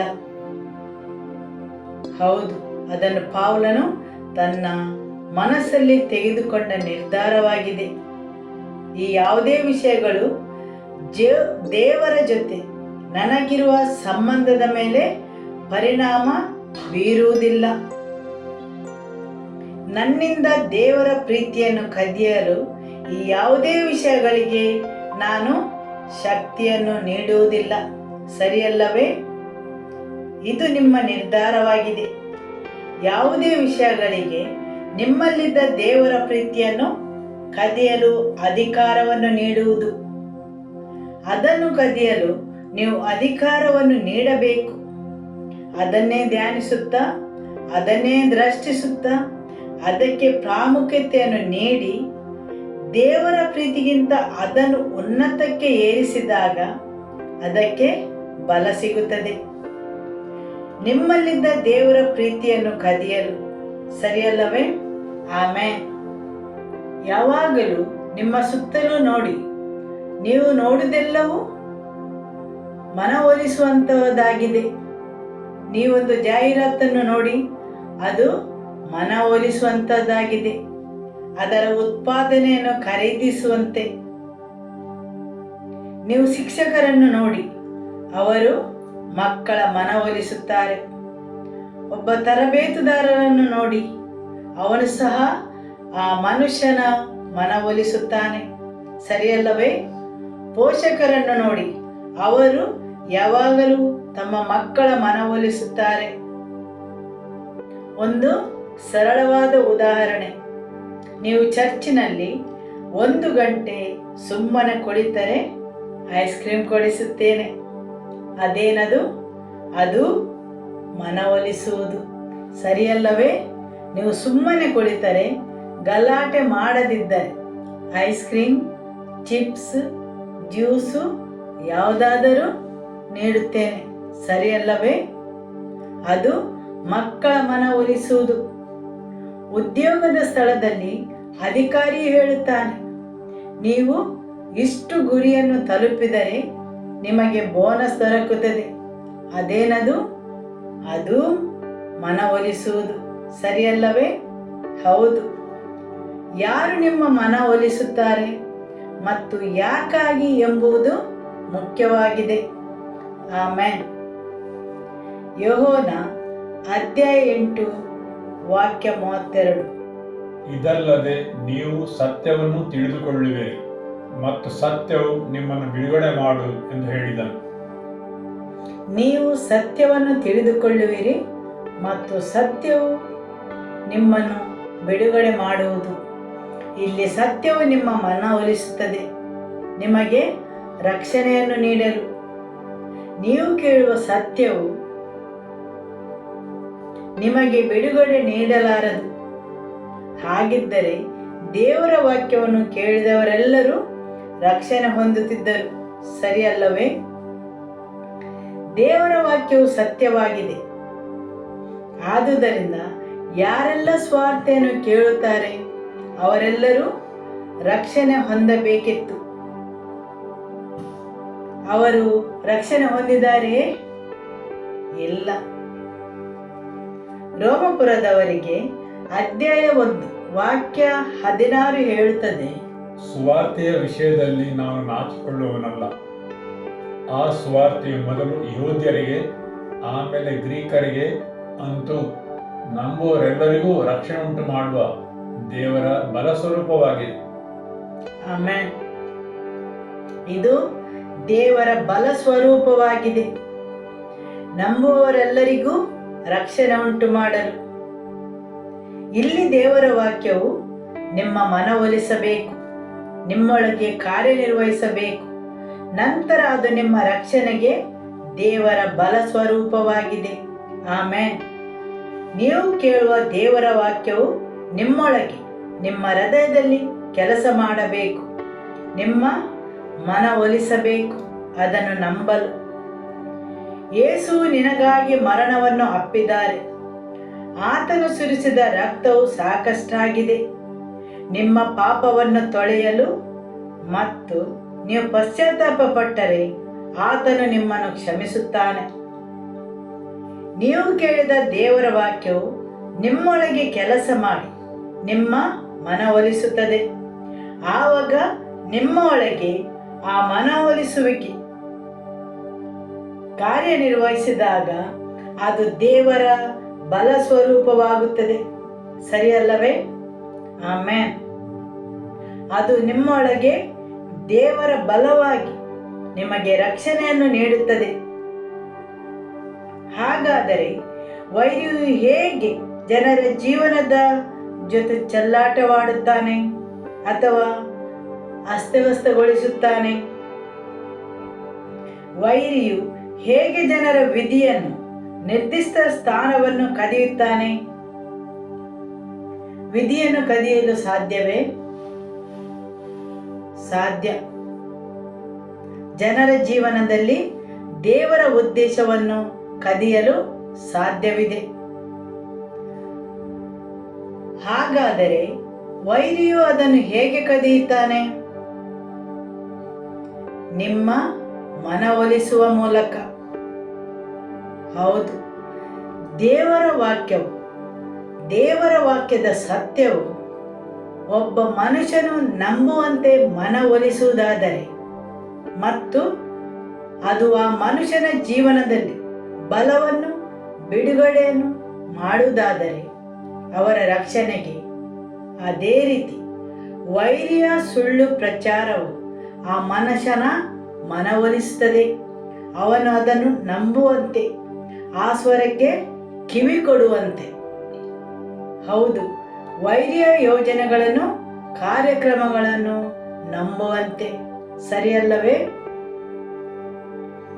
ಹವ್ವಳು ಆ ಹಣ್ಣನ್ನು ತಿನ್ನುವಂತೆ ಮನವೊಲಿಸಲಾಯಿತು. ಆಕೆಯು ದೇವರಂತೆ ಆಗುತ್ತಾಳೆಂದು ನಂಬಿಸಲಾಯಿತು. ಅದು ಮನವೊಲಿಸುವಿಕೆ. ಸೈತಾನನು ಆಕೆಯ ಮನವೊಲಿಸಿದನು. ಆಕೆಯು ಆ ಹಣ್ಣನ್ನು ತಿಂದರೆ ಆಕೆಯು ದೇವರಂತಾಗುತ್ತಾಳೆಂದು. ಅವಳಿಗೆ ಆ ದೃಢ ನಿಶ್ಚಯ ಎಲ್ಲಿಂದ ಬಂತು? ಅವಳು ಆ ಸ್ವರವನ್ನು ಕೇಳಲು ಆರಂಭಿಸಿದಾಗಿನಿಂದ ಅದು ಅವಳಲ್ಲಿ ಮನವೊಲಿಸುವಂತಾಯಿತು. ಈ ಭೂಮಿಯಲ್ಲಿರುವಾಗ ಯೇಸುವಿನ ಸೇವೆ ಏನಾಗಿತ್ತು? ಆತನು ರೋಗಿಗಳನ್ನು ಗುಣಪಡಿಸುತ್ತಿದ್ದನು, ಜನರಿಗೆ ಬಿಡುಗಡೆ ನೀಡುತ್ತಿದ್ದನು, ಬಂಧಿತರಿಗೆ ಬಿಡುಗಡೆ. ಆತನು ಯಾಕಾಗಿ ಮಾಡುತ್ತಿದ್ದನು? ಆತನ ರಾಜ್ಯವನ್ನು ಹುಡುಕುವಂತೆ ಜನರ ಮನವೊಲಿಸಲು. ಹೌದು, ಆತನ ರಾಜ್ಯವನ್ನು ಹುಡುಕುವಂತೆ. ನಿಮ್ಮಲ್ಲಿ ಯಾರೆಲ್ಲ ಅದನ್ನು ಹುಡುಕುತ್ತಿದ್ದೀರಿ? ನಿಮ್ಮನ್ನು ಕರೆದಿದ್ದಾರೆ, ಯಾರೆಲ್ಲ ಅದಕ್ಕೆ ಹೋಗೊಟ್ಟಿದ್ದೀರಿ? ದೇವರಿಗೆ ನಿಮ್ಮ ಜೀವನದಲ್ಲಿ ಉದ್ದೇಶವಿದೆ. ಯಾರೆಲ್ಲ ಅದನ್ನು ಹುಡುಕುತ್ತಿದ್ದೀರಿ ಅಥವಾ ಅದನ್ನು ಹಿಂಬಾಲಿಸಿದ್ದೀರಿ? ನಿಮ್ಮ ಜೀವನದಲ್ಲಿ ಆತನಿಗಿರುವ ಯೋಜನೆಯು ನಿಮ್ಮ ಒಳ್ಳೆಯದಕ್ಕಾಗಿದೆ. ಯಾರೆಲ್ಲ ಅದನ್ನು ಹಿಂಬಾಲಿಸಿ ಹೋಗಿದ್ದೀರಿ? ಆತನು ಒಂದು ಉದ್ದೇಶಕ್ಕಾಗಿ ನಿಮ್ಮನ್ನು ಅಭಿಷೇಕಿಸಿದ್ದಾನೆ. ಆದರೆ ನೀವು ಅದರ ಮನವೊಲಿಸಲು ಹೋಗಲಿಲ್ಲ. ಯಾಕೆಂದರೆ ಯಾವುದೋ ಒಂದು ವಿಷಯದಲ್ಲಿ ನಿಮ್ಮ ವೈರಿಯು ನಿಮ್ಮ ಮನವೊಲಿಸಿದ್ದಾನೆ. ಯಾರು ನಿಮ್ಮ ಮನವೊಲಿಸಿದ್ದಾರೆ ಅದು ಮುಖ್ಯವಾಗಿದೆ, ಸರಿಯಲ್ಲವೇ? ನೀವು ದೇವರ ಯೋಜನೆಗಳನ್ನು, ಕಾರ್ಯಕ್ರಮಗಳನ್ನು ಮನವೊಲಿಸಲು ಹೋಗಲಿಲ್ಲ. ಆದುದರಿಂದ ನಿಮ್ಮ ವೈರಿಯು ಅವನ ಯೋಜನೆ ಮತ್ತು ಕಾರ್ಯಕ್ರಮಗಳಿಂದ ನಿಮ್ಮ ಮನವೊಲಿಸಿದ್ದಾನೆ. ನಿಮ್ಮ ವೈರಿಯು ನಿಮ್ಮ ಮನವೊಲಿಸದೆ ನಿಮ್ಮ ವಿಧಿಯನ್ನು ಕದಿಯುವುದಿಲ್ಲ. ಅವನು ಯೋಜನೆಗಳು, ಉಪಾಯಗಳಿಂದ ನಿಮ್ಮನ್ನು ಆಕರ್ಷಿಸುತ್ತಾನೆ. ಪ್ರತಿಯೊಬ್ಬ ಮನುಷ್ಯನ ಜೀವನದಲ್ಲಿ ದೇವರಿಗೊಂದು ಉದ್ದೇಶವಿದೆ. ದೇವರ ಯೋಜನೆಗಳು, ಉದ್ದೇಶಗಳು ನಿಮ್ಮ ಜೀವನದಲ್ಲಿ ಸಕ್ರಿಯಗೊಳ್ಳಬೇಕಾದರೆ ನೀವು ದೇವರ ವಾಕ್ಯದಲ್ಲಿ ಮನವೊಲಿಸಬೇಕು. ದೇವರ ವಾಕ್ಯದಲ್ಲಿ ದೃಢಗೊಳ್ಳಬೇಕು. ಅದಕ್ಕಾಗಿ ನೀವು ಪವಿತ್ರಾತ್ಮನ ಜೊತೆ ಸಹಕರಿಸಬೇಕು. ಹೌದು, ಜನರು ದೇವರಾತ್ಮನ ಜೊತೆ ಸಹಕರಿಸದಿದ್ದರೆ ದೇವರು ಸಹ ಆತನ ಯೋಜನೆಯನ್ನು ಮನುಷ್ಯನ ಜೀವನದಲ್ಲಿ ನೆರವೇರಿಸಲು ಸಾಧ್ಯವಿಲ್ಲ. ಜನರು ದೇವರ ಜೊತೆ ಸಹಕರಿಸಲು ಆಯ್ಕೆ ಮಾಡದಿದ್ದರೆ ದೇವರು ಸಹ ಆತನ ಯೋಜನೆಯನ್ನು ಮನುಷ್ಯನ ಜೀವನದಲ್ಲಿ ನೆರವೇರಿಸಲು ಸಾಧ್ಯವಿಲ್ಲ. ನೀವು ನನ್ನನ್ನು ಕೇಳಬಹುದು, ನಿಮಗೇಗೆ ತಿಳಿದಿದೆ ಎಂದು. ದೇವರ ವಾಕ್ಯವನ್ನು ನೀವು ನೋಡಿದರೆ ದೇವರ ವಾಕ್ಯವು ಹೇಳುತ್ತದೆ, ಆತನ ಬಳಿ ಬಂದವರೆಲ್ಲರನ್ನೂ ಆತನು ಗುಣಪಡಿಸಿದನು. ಹಾಗೂ ಇನ್ನು ಕೆಲವು ಕಡೆ ಆತನಿಂದ ಏನನ್ನೂ ಮಾಡಲು ಸಾಧ್ಯವಾಗಲಿಲ್ಲ, ಏಕೆಂದರೆ ಜನರ ಅವಿಶ್ವಾಸದಿಂದಾಗಿ ಎಂದು ಹೇಳುತ್ತದೆ. ಯಾರನ್ನೆಲ್ಲ ತನ್ನ ಶಕ್ತಿಯಿಂದ ಗುಣಪಡಿಸಿದ, ರಕ್ಷಿಸಿದ, ಬಿಡುಗಡೆ ನೀಡಿದ ಅದೇ ಯೇಸುವಿನ ಮೇಲೆ ಜನರ ವರ್ತನೆಯ ಪ್ರಭಾವ ಬೀರುತ್ತದೆ. ಯಾಕೆಂದರೆ ಅವರು ದೇವರ ವಾಕ್ಯದ ಮುಖಾಂತರ ಮನವೊಲಿಸಲ್ಪಡಲಿಲ್ಲ.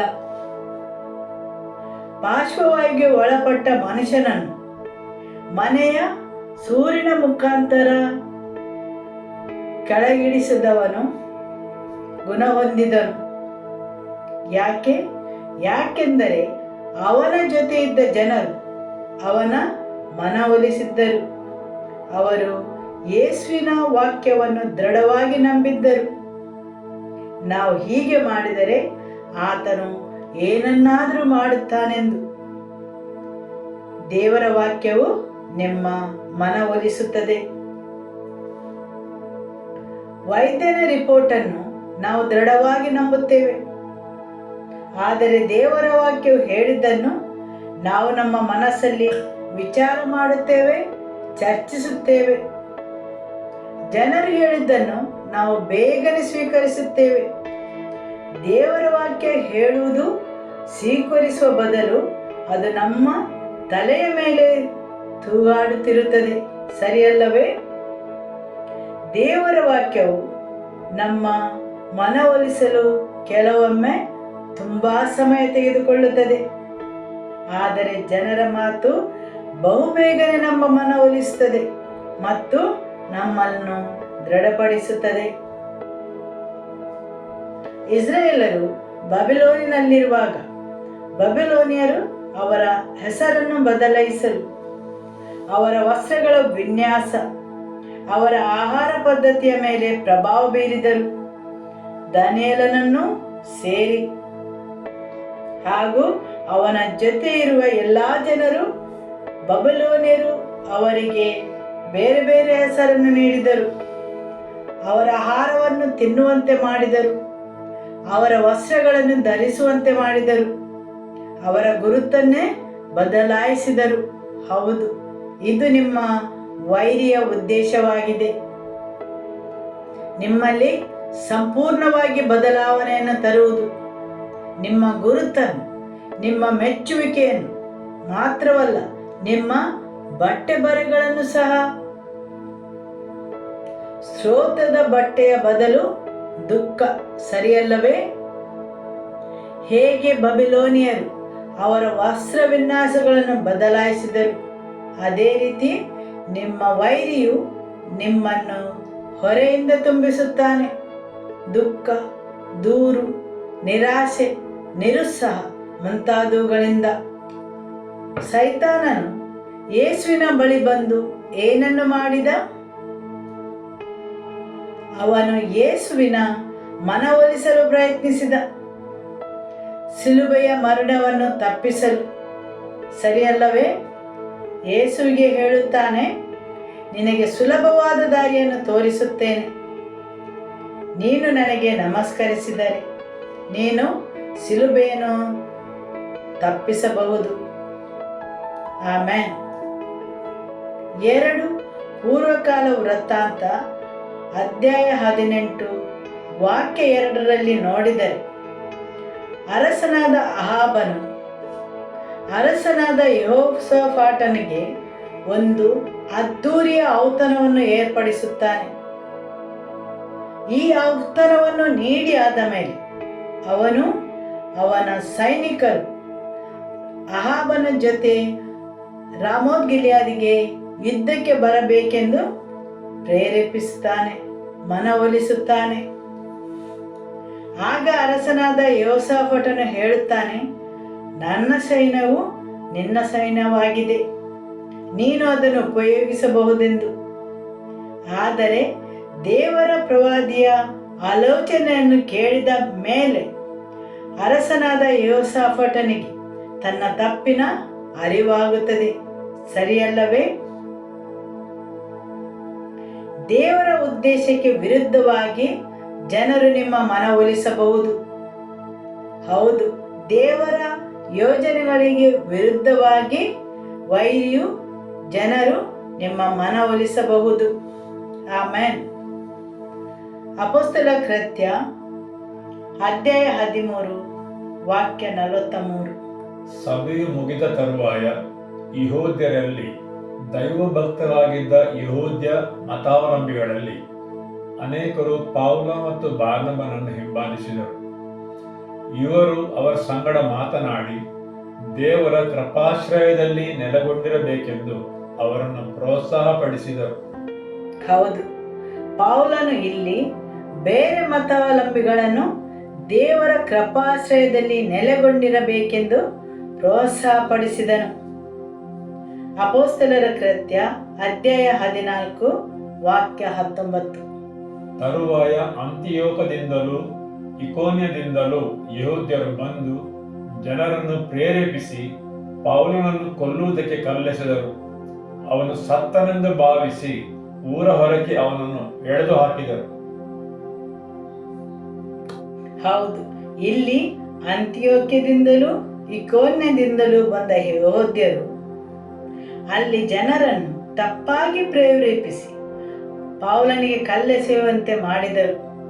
ಹೌದು, ಪೌಲನಿಗೆ ಕಲ್ಲೆಸೆದರು. ಯಾಕೆಂದರೆ ಜನರು ಬಂದು ತಪ್ಪಾಗಿ ಪ್ರೇರೇಪಿಸಿದರು. ಯಾರ ಪ್ರಭಾವದ ಅಡಿಯಲ್ಲಿ ನೀವಿದ್ದೀರಿ? ಯಾರು ನಿಮ್ಮ ಮೇಲೆ ಪ್ರಭಾವ ಬೀರುತ್ತಾರೆ? ಯಾರು ನಿಮ್ಮನ್ನು ಪ್ರೇರೇಪಿಸುತ್ತಾರೆ?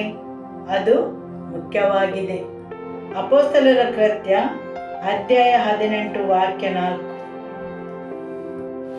ಅವನು ಪ್ರತಿ ಸಾಬ್ಬತ್ ದಿನವೂ ಸಭಾ ಮಂದಿರದಲ್ಲಿ ಚರ್ಚಿಸಿ ಯೆಹೂದ್ಯರನ್ನು ಗ್ರೀಕರನ್ನು ಒಡಂಬಡಿಸುತ್ತಿದ್ದನು.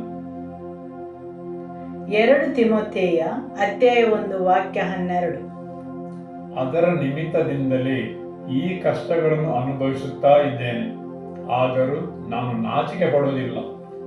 ನಾನು ನಂಬಿರುವಾತನನ್ನು ಬಲ್ಲೆನು.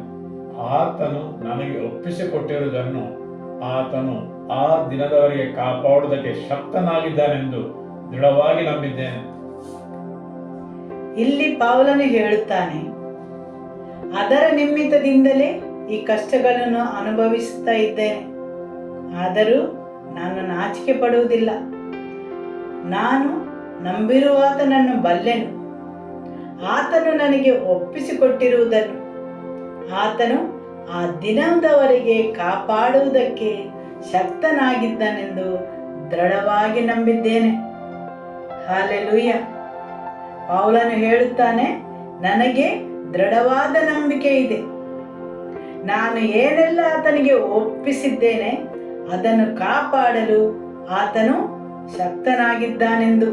ಹೌದು, ಪೌಲನು ಹಾದು ಹೋದ ಎಲ್ಲ ಕಷ್ಟಗಳ ನಡುವೆ ಅವನಿಗೆ ದೃಢವಾದ ನಂಬಿಕೆ ಮತ್ತು ಭರವಸೆ ಇತ್ತು. ಆಮೆನ್. ಇಬ್ರಿಯರಿಗೆ ಅಧ್ಯಾಯ 6 ವಾಕ್ಯ 9. ಪ್ರಿಯರೇ, ಈ ರೀತಿಯಾಗಿ ನಾವು ಮಾತನಾಡಿದರೂ ನಿಮ್ಮ ವಿಷಯವಾಗಿ ರಕ್ಷಣೆಗೆ ಸಂಬಂಧಿಸಿದೆಲ್ಲವೂ ನೀವು ಉತ್ತಮರಾಗಿದ್ದೀರಿ ಎಂದು ನಂಬಿದ್ದೇವೆ. ಹೌದು, ಬೇರೆ ಕೆಲವು ಆವೃತ್ತಿಗಳು ಹೇಳುತ್ತವೆ, ನಿಮ್ಮ ವಿಷಯವಾಗಿಯೂ ರಕ್ಷಣೆಗೆ ಸಂಬಂಧಿಸಿದವುಗಳಲ್ಲಿಯೂ ನೀವು ಉತ್ತಮರಾಗಿದ್ದೀರೆಂದು ನಂಬಿದ್ದೇವೆ. ದೇವರ ವಾಕ್ಯವು ಹೇಳುತ್ತದೆ, ನಿಮ್ಮ ರಕ್ಷಣೆಗೆ ಹೊಂದಿಕೊಂಡು ನಿಮ್ಮಲ್ಲಿ ಉತ್ತಮವಾದ ವಿಷಯಗಳು ಜರುಗುವು. ಹೌದು, ನಾವು ನಿಮ್ಮ ಮನವೊಲಿಸುತ್ತೇವೆ, ಪ್ರೇರೇಪಿಸುತ್ತೇವೆ, ಉತ್ತಮ ವಿಷಯಗಳು ಜರುಗುವು. ಆಮೆನ್. ರೋಮಪುರದವರಿಗೆ ಅಧ್ಯಾಯ 4 ವಾಕ್ಯ 21. ದೇವರನ್ನು ಘನಪಡಿಸುವವನಾಗಿ ಆತನು ತನ್ನ ವಾಗ್ದಾನವನ್ನು ನೆರವೇರಿಸುವುದಕ್ಕೆ ಸಮರ್ಥನೆಂದು ಪೂರ್ಣ ದೃಢತೆಯುಳ್ಳವನಾದನು. ಹೌದು, ಆದುದರಿಂದ ಪ್ರತಿಯೊಬ್ಬ ವಿಶ್ವಾಸಿಯು ಕಾಲ ಹೋದಂತೆಲ್ಲ ಅವನು ಸಂಪೂರ್ಣವಾಗಿ ಮನವೊಲಿಸಲ್ಪಡುತ್ತಾನೆ ಅಥವಾ ದೃಢವಾಗಿ ನಂಬುತ್ತಾನೆ. ಆತನು ತನ್ನ ವಾಗ್ದಾನವನ್ನು ನೆರವೇರಿಸುವುದಕ್ಕೆ ಸಮರ್ಥನೆಂದು. ಆಮೆನ್. ಪೂರ್ಣ ದೃಢತೆ ಉಳ್ಳವರಾಗುತ್ತಾರೆ. ದೇವರು ಏನನ್ನು ವಾಗ್ದಾನ ಮಾಡಿದ್ದಾರೆ ಅದನ್ನು ಸಂಪೂರ್ಣವಾಗಿ ನೆರವೇರಿಸಲು ಆತನು ಸಮರ್ಥನಾಗಿದ್ದಾನೆ. ಆಮೆನ್. ಒಬ್ಬ ಅಧಿಕಾರಿಯು ಒಂದು ಗುರಿಯನ್ನು ಕೊಟ್ಟ ಮೇಲೆ ಉದ್ಯೋಗಿಯು ಸಂಪೂರ್ಣವಾದ ದೃಢತೆಯಿಂದ ಆ ಕೆಲಸವನ್ನು ಮಾಡುತ್ತಾನೆ. ಯಾಕೆಂದರೆ ಏನನ್ನು ಅಧಿಕಾರಿ ವಾಗ್ದಾನ ಮಾಡಿದ್ದಾನೆ ಆತನು ಅದನ್ನು ನೆರವೇರಿಸುತ್ತಾನೆಂದು. ಅದು ದುಬೈ ಟ್ರಿಪ್ಪು ಅಥವಾ ಅಂಥದ್ದೇನಾದರೂ ಆಗಿರಬಹುದು. ದೇವರ ವಾಕ್ಯವು ಹೇಳುತ್ತದೆ, ಆತನು ತನ್ನ ವಾಗ್ದಾನವನ್ನು ನೆರವೇರಿಸುವುದಕ್ಕೆ ಸಮರ್ಥನೆಂದು ಪೂರ್ಣ ದೃಢತೆ ಉಳ್ಳವನಾದನು. ಆಮೆನ್. ಜ್ಞಾನೋಕ್ತಿ ಅಧ್ಯಾಯ 25 ವಾಕ್ಯ 15. ದೀರ್ಘ ಶಾಂತಿಯಿಂದ ಪ್ರಭುವನ್ನು ಸಮ್ಮತಿಪಡಿಸಬಹುದು, ಮೃದು ವಚನವು ಎಲುಬನ್ನು ಮುರಿಯುವುದು. ದೀರ್ಘ ಶಾಂತಿಯಿಂದ ಪ್ರಭುವನ್ನು ಸಮ್ಮತಿಪಡಿಸಬಹುದು, ಮೃದು ವಚನವು ಎಲುಬನ್ನು ಮುರಿಯುವುದು. ಅಪೊಸ್ತಲರ ಕೃತ್ಯ ಅಧ್ಯಾಯ 16 ವಾಕ್ಯ 11. ನಾವು ತ್ರೋವದಿಂದ ಸಮುದ್ರ ಪ್ರಯಾಣ ಮಾಡಿ ನೆಟ್ಟಗೆ ಸಮುದ್ರಕ್ಕೆ ಬಂದು ಮರುದಿನ ನೆಯಾಪೊಲಿಗೆ ಸೇರಿ ಅಲ್ಲಿಂದ ಫಿಲಿಪಿಯನ್ನು ತಲುಪಿದೆವು. ಫಿಲಿಪಿ ಎಂಬುದು ಮೆಕೆದೋನಿಯದಲ್ಲಿ ಪ್ರಧಾನ ಪಟ್ಟಣ. ಇದು ರೋಮಾಪುರದವರ ಒಂದು ಪ್ರವಾಸ ಸ್ಥಾನವೂ ಆಗಿದೆ. ಈ ಪಟ್ಟಣದಲ್ಲಿ ನಾವು ಕೆಲವು ದಿನಗಳ ಕಾಲ ಇದ್ದೆವು. ನದಿ ತೀರದಲ್ಲಿ ದೇವರ ಪ್ರಾರ್ಥನೆ ನಡೆಯುವ ಸ್ಥಳ ಇರುವುದೆಂದು ತಿಳಿದು ಸಬ್ಬಾ ದಿನದಲ್ಲಿ ಊರ ಬಾಗಿಲಿನ ಹೊರಗೆ ಹೋಗಿ ಅಲ್ಲಿ ಕೂಡಿ ಬಂದಿದ್ದ ಸ್ತ್ರೀಯರ ಸಂಗಡ ಕುಳಿತುಕೊಂಡು ಮಾತನಾಡಿದೆವು. ನಮ್ಮ ಮಾತುಗಳನ್ನು ಕೇಳಿದವರಲ್ಲಿ ಲುದ್ಯಾಳೆಂಬ ಒಬ್ಬ ಸ್ತ್ರೀಯು ಇದ್ದಳು. ಆಕೆ ಧೂಮ್ರ ನೇರಳ ಬಣ್ಣದ ವಸ್ತ್ರಗಳನ್ನು ಮಾರುವವಳು, ತುವತೈರ ಎಂಬ ಊರಿನವಳು, ದೈವಭಕ್ತಳು ಆಗಿದ್ದಳು. ಪೌಲನು ಹೇಳುವ ಮಾತುಗಳಿಗೆ ಗಮನ ಕೊಡುವುದಕ್ಕಾಗಿ ಕರ್ತನು ಆಕೆ ಹೃದಯವನ್ನು ತೆರೆದನು. ಆಕೆಯು ಆಕೆ ಮನೆಯವರು ದೀಕ್ಷಾಸ್ನಾನ ಮಾಡಿಸಿಕೊಂಡ ಮೇಲೆ ಆಕೆ, ಕರ್ತನನ್ನು ನಂಬಿದವಳೆಂದು ನೀವು ನನ್ನ ಬಗ್ಗೆ ನಿಶ್ಚಯಿಸಿಕೊಂಡಿದ್ದರೆ ನನ್ನ ಮನೆಯಲ್ಲಿ ಬಂದು ಉಳಿದುಕೊಳ್ಳಬೇಕೆಂದು ಬೇಡಿಕೊಂಡು ನಮ್ಮನ್ನು ಬಲವಂತ ಮಾಡಿದಳು. ಆಮೆನ್. ಇಲ್ಲಿ ದೇವರ ವಾಕ್ಯ ಹೇಳುತ್ತದೆ, ಆ ಹೆಂಗಸು ಆಕೆಯು ಹೇಗೆ ಪೌಲ ಮತ್ತು ಅವನ ಜೊತೆಯವರನ್ನು ಬಲವಂತಪಡಿಸಿ ಮನವೊಲಿಸಿದಳೆಂದು.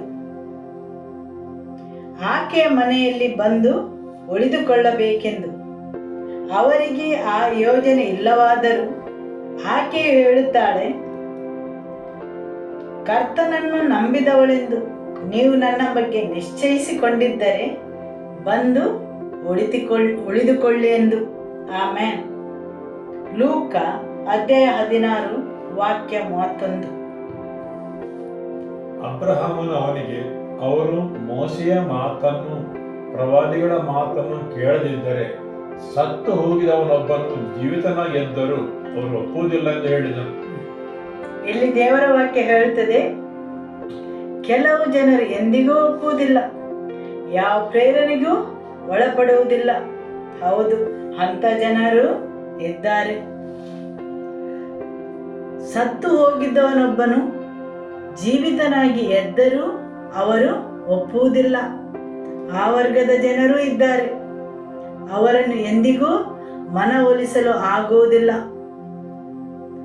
ಮೋಸೆಯ ಮತ್ತು ಪ್ರವಾದಿಗಳ ಮಾತನ್ನು ಕೇಳಿದವರು ಸತ್ತವನು ಎದ್ದು ಬಂದರೂ ಸಹ ಅವರು ಒಪ್ಪುವುದಿಲ್ಲ, ಅಥವಾ ದೇವರ ವಾಕ್ಯದಿಂದ ಅವರ ಮನವೊಲಿಸಲು ಅಸಾಧ್ಯವಾಗಿರುತ್ತದೆ.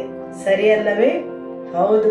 ಅದೇ ರೀತಿ ಅನೇಕ ಸಲ ಅಂಥ ಜನರ ಜೊತೆ ನಾವು ಸಮಯವನ್ನು ವ್ಯರ್ಥ ಮಾಡುತ್ತೇವೆ. ಆದರೆ ಇನ್ನೂ ಕೆಲವರು ಸರಳವಾದ ದೇವರ ವಾಕ್ಯವನ್ನು ಕೇಳಿ ದೃಢಗೊಂಡು ನಂಬುತ್ತಾರೆ ಮತ್ತು ಅದು ದೇವರ ರಾಜ್ಯವನ್ನು ಸೇರಲು ಅವರಿಗೆ ಕಾರಣವಾಗುತ್ತದೆ. ಆಮೇನ್. ಅನೇಕ ಜನರು ಸುಲಭವಾಗಿ ದೇವರ ವಾಕ್ಯದಿಂದ ಪ್ರೇರಣೆಗೆ ಒಳಗಾಗುತ್ತಾರೆ. ಅದೇ ರೀತಿ ಅನೇಕ ಜನರು ಎಂದಿಗೂ ದೇವರ ವಾಕ್ಯದಿಂದ ಪ್ರೇರಣೆಗೆ ಒಳಗಾಗುವುದಿಲ್ಲ. ಯಾರಾದರೂ ಸತ್ತವರೊಳಗಿಂದ ಜೀವಿತರಾಗಿ ಎದ್ದು ಬಂದರೂ ಅವರು ನಂಬುವುದಿಲ್ಲ. ಸರಿಯಲ್ಲವೇ? ಬೇರೆ ಬೇರೆ ವರ್ಗದ ಜನರು.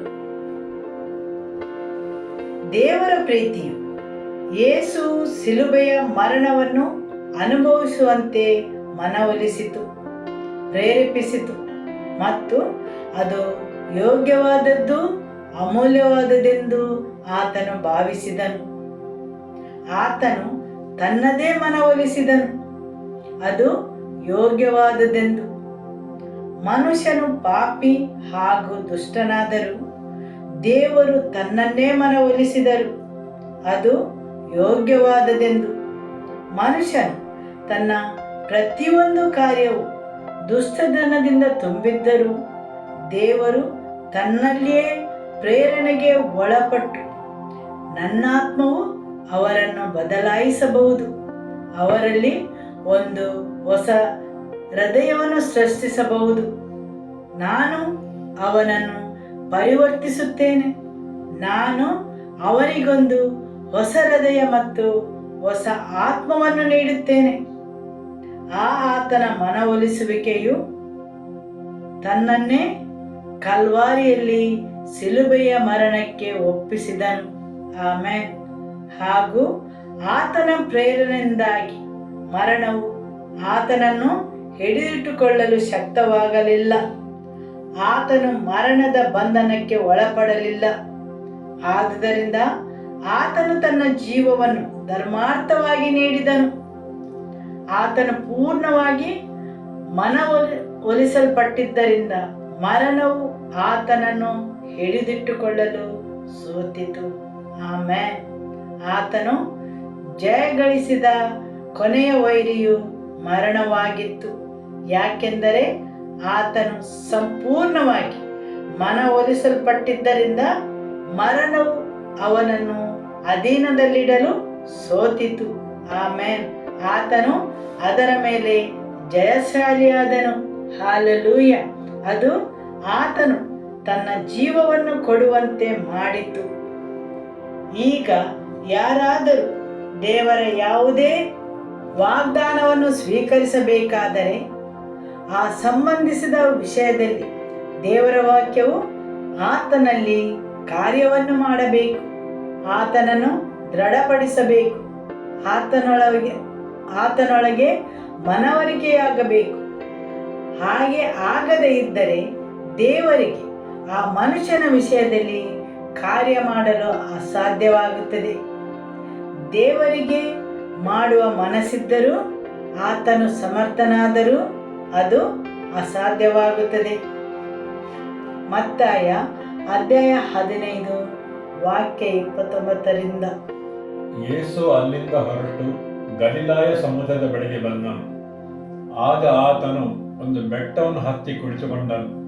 ಆಗ ಜನರು ದೊಡ್ಡ ಗುಂಪುಗಳಾಗಿ ಆತನ ಬಳಿಗೆ ಬಂದುದಲ್ಲದೆ ಕುಂಟರು, ಕುರುಡರು, ಮೂಕರು, ಕೈಕಾಲಿಲ್ಲದವರು ಈ ಮುಂತಾದ ಅನೇಕರನ್ನು ತಮ್ಮೊಂದಿಗೆ ಕರೆತಂದು ಅವರನ್ನು ಆತನ ಪಾದಗಳ ಬಳಿಯಲ್ಲಿ ಬಿಟ್ಟರು. ಆತನು ಅವರನ್ನು ಸ್ವಸ್ಥ ಮಾಡಿದನು. ಮೂಕರಾಗಿದ್ದವರು ಮಾತನಾಡುವುದನ್ನು, ಕೈಕಾಲಿಲ್ಲದವರು ಸ್ವಸ್ಥವಾದುದನ್ನು, ಕುಂಟರು ನಡೆದಾಡುವುದನ್ನು, ಕುರುಡರು ನೋಡುವುದನ್ನು ಜನರು ಕಂಡು ಆಶ್ಚರ್ಯಪಟ್ಟು ಇಸ್ರಾಯೇಲರ ದೇವರನ್ನು ಕೊಂಡಾಡಿದರು. ಹೌದು, ಮೂಕರು ಮಾತಾಡಿದರು, ಕೈಕಾಲಿಲ್ಲದವರು ಸ್ವಸ್ಥವಾದರು, ಕುಂಟರು ನಡೆದಾಡಿದರು, ಕುರುಡರು ನೋಡಿದರು, ಹಾಗೆ ಎಲ್ಲ ಜನರು ಗುಣ ಹೊಂದಿದರು. ಮತ್ತಾಯ ಅಧ್ಯಾಯ 13 ವಾಕ್ಯ 58. ಅವರ ಅಪನಂಬಿಕೆಯ ನಿಮಿತ್ತ ಆತನು ಅಲ್ಲಿ ಹೆಚ್ಚು ಮಹತ್ಕಾರ್ಯಗಳನ್ನು ಮಾಡಲಿಲ್ಲ. ಅದೇ ಯೇಸು ಒಂದು ಸ್ಥಳದಲ್ಲಿ ಅವನ ಬಳಿ ಬಂದವರೆಲ್ಲರೂ ಸ್ವಸ್ಥಗೊಂಡರು. ಆದರೆ ಇನ್ನೊಂದು ಸ್ಥಳದಲ್ಲಿ ಜನರ ಅಪನಂಬಿಕೆಯಿಂದಾಗಿ ಹೆಚ್ಚು ಮಹತ್ಕಾರ್ಯಗಳನ್ನು ಮಾಡಲಿಲ್ಲ. ಇಲ್ಲಿ ಜನರು ದೃಢವಾಗಿ ನಂಬಲಿಲ್ಲ. ಅವರು ಏನನ್ನು ಕೇಳಿದರು, ಏನನ್ನು ನೋಡಿದರು, ಅದರಿಂದ ಮನವರಿಕೆಗೊಳ್ಳಲಿಲ್ಲ. ಆ ನಡತೆಯಿಂದಾಗಿ ಯೇಸುವಿಗೆ ಅವರ ಜೀವನದಲ್ಲಿ ಮಹತ್ಕಾರ್ಯಗಳನ್ನು ಮಾಡಲಾಗಲಿಲ್ಲ. ಅವರ ಅಪನಂಬಿಕೆಯ ನಿಮಿತ್ತ ಆತನು ಅಲ್ಲಿ ಹೆಚ್ಚು ಮಹತ್ಕಾರ್ಯಗಳನ್ನು ಮಾಡಲಿಲ್ಲ. ಮತ್ತಾಯ ಅಧ್ಯಾಯ 8 ವಾಕ್ಯ 14ರಿಂದ. ತರುವಾಯ ಯೇಸು ಪೇತ್ರನ ಮನೆಗೆ ಬಂದಾಗ ಪೇತ್ರನ ಅತ್ತೆ ಜ್ವರದಲ್ಲಿ ಮಲಗಿರುವುದನ್ನು ಕಂಡು ಆತನು ಆಕೆ ಕೈಯನ್ನು ಮುಟ್ಟಿದನು. ತಕ್ಷಣವೇ ಜ್ವರವು ಆಕೆಯನ್ನು ಬಿಟ್ಟು ಹೋಯಿತು. ಆಕೆ ಎದ್ದು ಆತನಿಗೆ ಉಪಚಾರ ಮಾಡಿದಳು. ಸಂಜೆಯಾಗಲು ದೆವ್ವ ಹಿಡಿದ ಬಹಳ ಜನರನ್ನು ಆತನ ಬಳಿ ಕರೆತಂದರು. ಆತನು ಮಾತ್ರದಿಂದಲೇ ದೆವ್ವಗಳನ್ನು ಬಿಡಿಸಿದಲ್ಲದೆ ಅಸ್ವಸ್ಥರಾದವರೆಲ್ಲರನ್ನೂ ವಾಸಿ ಮಾಡಿದನು. ಆಮೆನ್. ಹೌದು, ಅಸ್ವಸ್ಥರಾದವರೆಲ್ಲರನ್ನೂ ವಾಸಿ ಮಾಡಿದನು. ಅದೇ ದೇವರ ವಾಕ್ಯ ಹೇಳುತ್ತದೆ, ಯೇಸುವಿಗೆ ಅಲ್ಲಿ ಹೆಚ್ಚಿನ ಮಹತ್ಕಾರ್ಯಗಳನ್ನು ಮಾಡಲಾಗಲಿಲ್ಲ, ಅವರ ಅಪನಂಬಿಕೆಯ ನಿಮಿತ್ತ. ಆದುದರಿಂದ ಜನರ ಮನವರಿಕೆಯು ಮುಖ್ಯವಾದುದು. ಹೌದು, ಇದು ದೇವರ ಯೋಜನೆಗಳಿಗೆ ಅಡ್ಡಿ ಮಾಡಬಹುದು, ಸರಿಯಲ್ಲವೇ? ಮತ್ತಾಯ ಅಧ್ಯಾಯ 23 ವಾಕ್ಯ 37. ಯೆರೂಸಲೇಮೇ, ಯೆರೂಸಲೇಮೇ, ಪ್ರವಾದಿಗಳ ಪ್ರಾಣ ತೆಗೆಯುವವಳೇ, ದೇವರು ನಿನ್ನ ಬಳಿಗೆ ಕಳುಹಿಸಿಕೊಟ್ಟವರೆಲ್ಲರನ್ನು ಕಲ್ಲೆಸೆದು ಕೊಲ್ಲುವವಳೇ, ಕೋಳಿ ತನ್ನ ಮರಿಗಳನ್ನು ರೆಕ್ಕೆಗಳ ಕೆಳಗೆ ಹುದುಗಿಸಿಕೊಳ್ಳುವಂತೆ ನಿನ್ನ ಮಕ್ಕಳನ್ನು ಸೇರಿಸಿಕೊಳ್ಳಲು ನನಗೆ ಎಷ್ಟೋ ಸಾರಿ ಮನಸ್ಸಿತ್ತು, ಆದರೆ ನಿನಗೆ ಮನಸ್ಸಿಲ್ಲದೆ ಹೋಯಿತು. ಇಲ್ಲಿ ಯೇಸು ತಾನಾಗಿಯೇ ಹೇಳುತ್ತಾರೆ, ಯೆರೂಸಲೇಮೇ, ಯೆರೂಸಲೇಮೇ, ಕೋಳಿ ತನ್ನ ಮರಿಗಳನ್ನು ರೆಕ್ಕೆಗಳ ಕೆಳಗೆ ಒದಗಿಸಿಕೊಳ್ಳುವಂತೆ ನಿನ್ನ ಮಕ್ಕಳನ್ನು ನನ್ನ ರಕ್ಷಣೆಯ ರೆಕ್ಕೆಗಳ ಕೆಳಗೆ ಸೇರಿಸಲು ಬಯಸಿದ್ದೆ, ಆದರೆ ನಿನಗೆ ಮನಸ್ಸಿಲ್ಲದೆ ಹೋಯಿತು. ಆದುದರಿಂದ ಜನರ ಮನಸ್ಸಿಲ್ಲದಿರುವಿಕೆಯು ದೇವರ ಉದ್ದೇಶವನ್ನು ರದ್ದುಪಡಿಸುತ್ತದೆ, ಸರಿಯಲ್ಲವೇ? ಜನರ ಮನಸ್ಸಿಲ್ಲದಿರುವಿಕೆಯು ದೇವರ ಉದ್ದೇಶವನ್ನು ರದ್ದುಪಡಿಸುತ್ತದೆ. ದೇವರು ಯೆರೂಸಲೇಮಿನಲ್ಲಿರುವ ಇಸ್ರಾಯೇಲರಿಗೆ ಹೇಳುತ್ತಾರೆ, ಯೆರೂಸಲೇಮೇ, ಯೆರೂಸಲೇಮೇ, ನಾನು ಎಷ್ಟೊಂದು ಬಯಸಿದೆ ನಿನ್ನನ್ನು ನನ್ನ ರೆಕ್ಕೆಗಳ ಕೆಳಗೆ ಸೇರಿಸಲು, ಕೋಳಿಯು ತನ್ನ ಮರಿಗಳನ್ನು ಸೇರಿಸಿದಂತೆ, ಆದರೆ ನಿನಗೆ ಮನಸ್ಸಿಲ್ಲವಾಯಿತು. ಆದುದರಿಂದ ಜನರ ಇಚ್ಛೆ ಇಲ್ಲದಿರುವಿಕೆಯು ಅವರು ಸೇರುವ ನಿರ್ದಿಷ್ಟ ಸ್ಥಾನದ ಮೇಲೆ ಪರಿಣಾಮ ಬೀರುತ್ತದೆ ಅಥವಾ ದೇವರ ಕೈಯನ್ನು ಮಿತಿಯೊಳಗೆ ಇಡುತ್ತದೆ. ದೇವರು ಅವರನ್ನು ಸೇರಿಸಿಕೊಳ್ಳಲು ಬಯಸುತ್ತಾರೆ, ಆದರೆ ಜನರ ಇಚ್ಛೆ ಇಲ್ಲದಿರುವಿಕೆಯಿಂದಾಗಿ ಸಾಧ್ಯವಾಗುತ್ತಿಲ್ಲ. ಆಮೆನ್. ಆದುದರಿಂದ ಮನುಷ್ಯನು ದೇವರ ಇಚ್ಛೆಗೆ ಅಡ್ಡಿ ಮಾಡಲು ಸಾಧ್ಯ ಉಂಟು. ಯಾಕೆಂದರೆ ದೇವರು ಜನರ ಸ್ವಇಚ್ಛೆಯನ್ನು ಗೌರವಿಸುತ್ತಾರೆ. ಮನುಷ್ಯನು ದೇವರ ಉದ್ದೇಶವನ್ನು ತಮ್ಮ ಜೀವನದಲ್ಲಿ ಜರುಗದಂತೆ ಅಡ್ಡಿ ಮಾಡಬಹುದು. ಅಪೊಸ್ತಲರ ಕೃತ್ಯ ಅಧ್ಯಾಯ 2 ವಾಕ್ಯ 38ರಲ್ಲಿ ನಾವು ನೋಡಿದರೆ ಪೇತ್ರನು ಇಲ್ಲಿ ನಿಂತುಕೊಂಡು ಹೇಳುತ್ತಾನೆ ದೇವರ ಸುವಾರ್ತೆಯನ್ನು. ಅಪೊಸ್ತಲರ ಕೃತ್ಯ ಅಧ್ಯಾಯ 2 ವಾಕ್ಯ 17ರಿಂದ ಓದುವ. ಕಡೆ ದಿನಗಳಲ್ಲಿ ನಾನು ಎಲ್ಲಾ ಜನರ ಮೇಲೆ ನನ್ನ ಆತ್ಮವನ್ನು ಸುರಿಸುವೆನು. ಆಗ ನಿಮ್ಮಲ್ಲಿರುವ ಗಂಡಸರು ಹೆಂಗಸರು ಪ್ರವಾದಿಸುವರು, ನಿಮ್ಮ ಯೌವನಸ್ಥರಿಗೆ ದಿವ್ಯ ದರ್ಶನಗಳಾಗುವು, ನಿಮ್ಮ ಹಿರಿಯರಿಗೆ ಕನಸುಗಳು ಬೀಳುವು. ಇದಲ್ಲದೆ ಆ ದಿನಗಳಲ್ಲಿ ನನ್ನ ದಾಸದಾಸ್ಯರ ಮೇಲೆಯೂ ನನ್ನ ಆತ್ಮವನ್ನು ಸುರಿಸುವೆನು, ಅವರು ಪ್ರವಾದಿಸುವರು. ಕರ್ತನ ಆಗಮನದ ಗಂಭೀರವಾದ ಮಹಾದಿನ ಬರುವುದಕ್ಕೆ ಮೊದಲೇ ಮೇಲೆ ಆಕಾಶದಲ್ಲಿ ಅದ್ಭುತ ಕಾರ್ಯಗಳನ್ನು, ಕೆಳಗೆ ಭೂಮಿಯಲ್ಲಿ ಸೂಚಕ ಕಾರ್ಯಗಳನ್ನು ಉಂಟು ಮಾಡುವೆನು. ರಕ್ತ, ಬೆಂಕಿ, ಹಬೆಯಂತೆ ಏರುವ ಹೊಗೆ ಉಂಟಾಗುವು. ಸೂರ್ಯನು ಕತ್ತಲಾಗುವನು, ಚಂದ್ರನು ರಕ್ತವಾಗುವನು. ಆದರೂ ಕರ್ತನ ನಾಮವನ್ನು ಹೇಳಿಕೊಳ್ಳುವವರೆಲ್ಲರಿಗೆ ರಕ್ಷಣೆಯಾಗುವುದೆಂದು ದೇವರು ಹೇಳುತ್ತಾನೆ ಎಂಬುದೇ. ಇಸ್ರಾಯೇಲ್ ಜನರೇ, ನನ್ನ ಮಾತುಗಳನ್ನು ಕೇಳಿರಿ. ನಜರೇತನ ಯೇಸು ಇದ್ದಾನಲ್ಲ, ನಿಮಗೂ ತಿಳಿದಿರುವಂತೆ ದೇವರು ಆತನ ಕೈಯಿಂದ ಮಾತುಗಳನ್ನು, ಅದ್ಭುತಗಳನ್ನು, ಸೂಚಕ ಕಾರ್ಯಗಳನ್ನು ನಿಮ್ಮಲ್ಲಿ ನಡೆಸಿ ಆತನನ್ನು ತನಗೆ ಮೆಚ್ಚುಗೆಯಾದವನೆಂದು ನಿಮಗೆ ತೋರಿಸಿಕೊಟ್ಟನು. ಪೇತ್ರನು ಅವರಿಗೆ, ನಿಮ್ಮ ಪಾಪಗಳು ಕ್ಷಮಿಸಲ್ಪಡುವುದಕ್ಕಾಗಿ ನಿಮ್ಮಲ್ಲಿ ಪ್ರತಿಯೊಬ್ಬರೂ ಪಶ್ಚಾತ್ತಾಪಪಟ್ಟು ದೇವರ ಕಡೆಗೆ ತಿರುಗಿಕೊಂಡು ಯೇಸು ಕ್ರಿಸ್ತನ ಹೆಸರಿನಲ್ಲಿ ದೀಕ್ಷಾ ಸ್ನಾನ ಮಾಡಿಸಿಕೊಳ್ಳಲಿ. ಆಗ ನೀವು ಪವಿತ್ರಾತ್ಮ ದಾನವನ್ನು ಹೊಂದುವಿರಿ. ಆ ವಾಗ್ದಾನವು ನಿಮಗೂ ನಿಮ್ಮ ಮಕ್ಕಳಿಗೂ, ಅಂತೂ ನಮ್ಮ ದೇವರಾಗಿರುವ ಕರ್ತನು ತನ್ನ ಕಡೆಗೆ ಕರೆಯುವ ದೂರದಲ್ಲಿರುವ ಎಲ್ಲರಿಗೂ ಇರುವುದಾಗಿದೆ ಎಂದು ಹೇಳಿದನು. ಬೇರೆ ಅನೇಕ ವಿಧವಾದ ಮಾತುಗಳಿಂದ ಅವನು ಖಂಡಿತವಾಗಿ ಸಾಕ್ಷಿ ನೀಡಿದು, ಈ ದುಷ್ಟ ಪೀಳಿಗೆಯಿಂದ ನಿಮ್ಮನ್ನು ಸಂರಕ್ಷಿಸಿಕೊಳ್ಳಿರಿ ಎಂದು ಅವರನ್ನು ಎಚ್ಚರಿಸಿದನು. ಅವನ ಬೋಧನೆಯನ್ನು ಅಂಗೀಕರಿಸಿದ ಅನೇಕರು ದೀಕ್ಷಾಸ್ನಾನ ಮಾಡಿಸಿಕೊಂಡರು. ಆ ದಿನ ಸುಮಾರು 3,000 ಜನರು ಅವರೊಂದಿಗೆ ಸೇರಿಕೊಂಡರು.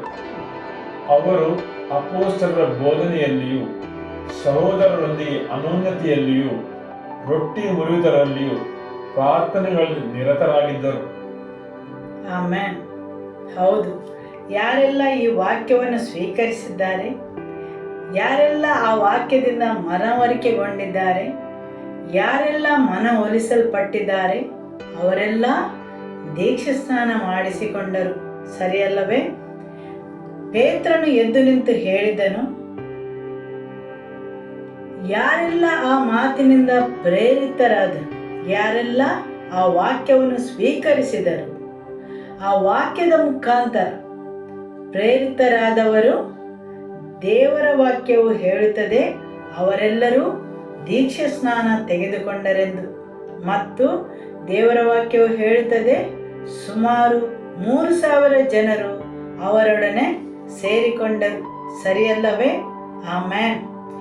ಯಾರೆಲ್ಲ ಜನರು ಮನವರಿಕೆಗೊಂಡರು, ಯಾರೆಲ್ಲ ದೇವರ ವಾಕ್ಯವನ್ನು ಕೇಳಿದರು, ಅವರು ಅದಕ್ಕೆ ಕಿವಿಕೊಟ್ಟರು, ಅದನ್ನು ಸ್ವೀಕರಿಸಿದರು ಮತ್ತು ಅದು ಅವರ ರಕ್ಷಣೆಗೆ ದೇವರ ಬಲ ಸ್ವರೂಪವಾಯಿತು.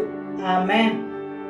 ಕೊಲೊಸ್ಸೆಯವರಿಗೆ ಅಧ್ಯಾಯ 1 ವಾಕ್ಯ 27. ಈ ಮರ್ಮದ ಮಹಿಮಾತಿಶಯವು ಎಷ್ಟೆಂಬುದನ್ನು ಅನ್ಯ ಜನಗಳಿಗೂ ತಿಳಿಸಲಿಕ್ಕೆ ದೇವರು ಇಚ್ಛಿಸಿದನು. ಈ ಮರ್ಮವು ಏನೆಂದರೆ, ಮಹಿಮೆಯ ನಿರೀಕ್ಷೆಗೆ ಆಧಾರನಾಗಿರುವ ಕ್ರಿಸ್ತನು ನಿಮ್ಮಲ್ಲಿದ್ದಾನೆಂಬುದೇ. ಹೌದು, ಈ ಮರ್ಮದ ಮಹಿಮಾ ಅತಿಶಯವು ಎಷ್ಟೆಂಬುದನ್ನು ಅನ್ಯ ಜನಗಳಿಗೂ ತಿಳಿಸಲಿಕ್ಕೆ ದೇವರು ಇಚ್ಛಿಸಿದನು. ಈ ಮರ್ಮವು ಏನೆಂದರೆ, ಮಹಿಮೆಯ ನಿರೀಕ್ಷೆಗೆ ಆಧಾರನಾಗಿರುವ ಕ್ರಿಸ್ತನು ನಿಮ್ಮಲ್ಲಿದ್ದಾನೆಂಬುದೇ. ಯಾರಿಗೆ ತಿಳಿಸಲಿಕ್ಕೆ? ಅನ್ಯ ಜನಗಳಿಗೆ. ವಾಕ್ಯವು ಮುಂದುವರಿಸಿ ಹೇಳುತ್ತದೆ, ಈ ಮರ್ಮವು ಏನೆಂದರೆ, ಮಹಿಮೆಯ ನಿರೀಕ್ಷೆಗೆ ಆಧಾರನಾಗಿರುವ ಕ್ರಿಸ್ತನು ನಿಮ್ಮಲ್ಲಿದ್ದಾನೆಂಬುದೇ. ಆಮೆನ್. ಕ್ರಿಸ್ತನು ನಿಮ್ಮಲ್ಲಿದ್ದಾನೆ, ಅದೇ ಮಹಿಮೆಯ ನಿರೀಕ್ಷೆ, ಸರಿಯಲ್ಲವೇ? ಕ್ರಿಸ್ತನು ನಿಮ್ಮಲ್ಲಿದ್ದಾನೆ, ಅದೇ ಮಹಿಮೆಯ ನಿರೀಕ್ಷೆ. ಮಹಿಮೆ ಎಂದರೇನು? ದೇವರ ಪ್ರಸನ್ನತೆ, ದೇವರ ಹಾಜರುತನ. ಅದೃಶ್ಯ ದೇವರು ತನ್ನ ಪ್ರಸನ್ನತೆಯನ್ನು ನೋಡುವಂತೆ ಅಭಿವ್ಯಕ್ತಗೊಳಿಸುವುದು. ಆಮೆನ್. ಅದೃಶ್ಯ ದೇವರು ತನ್ನ ಪ್ರಸನ್ನತೆಯನ್ನು ನೋಡುವಂತೆ ಅಭಿವ್ಯಕ್ತಗೊಳ್ಳುವುದು. ಮರುಭೂಮಿಯಲ್ಲಿ ಇಸ್ರಾಯೇಲರು ಇರುವಾಗ ದೇವರ ಪ್ರಸನ್ನತೆಯು ಬೆಂಕಿಯ ಕಂಬವಾಗಿತ್ತು. ಅಲ್ಲಿ ಜನರು ಆ ಬೆಂಕಿಯ ಕಂಬವನ್ನು ನೋಡುತ್ತಿದ್ದರು. ಅದು ಅದೃಶ್ಯ ದೇವರ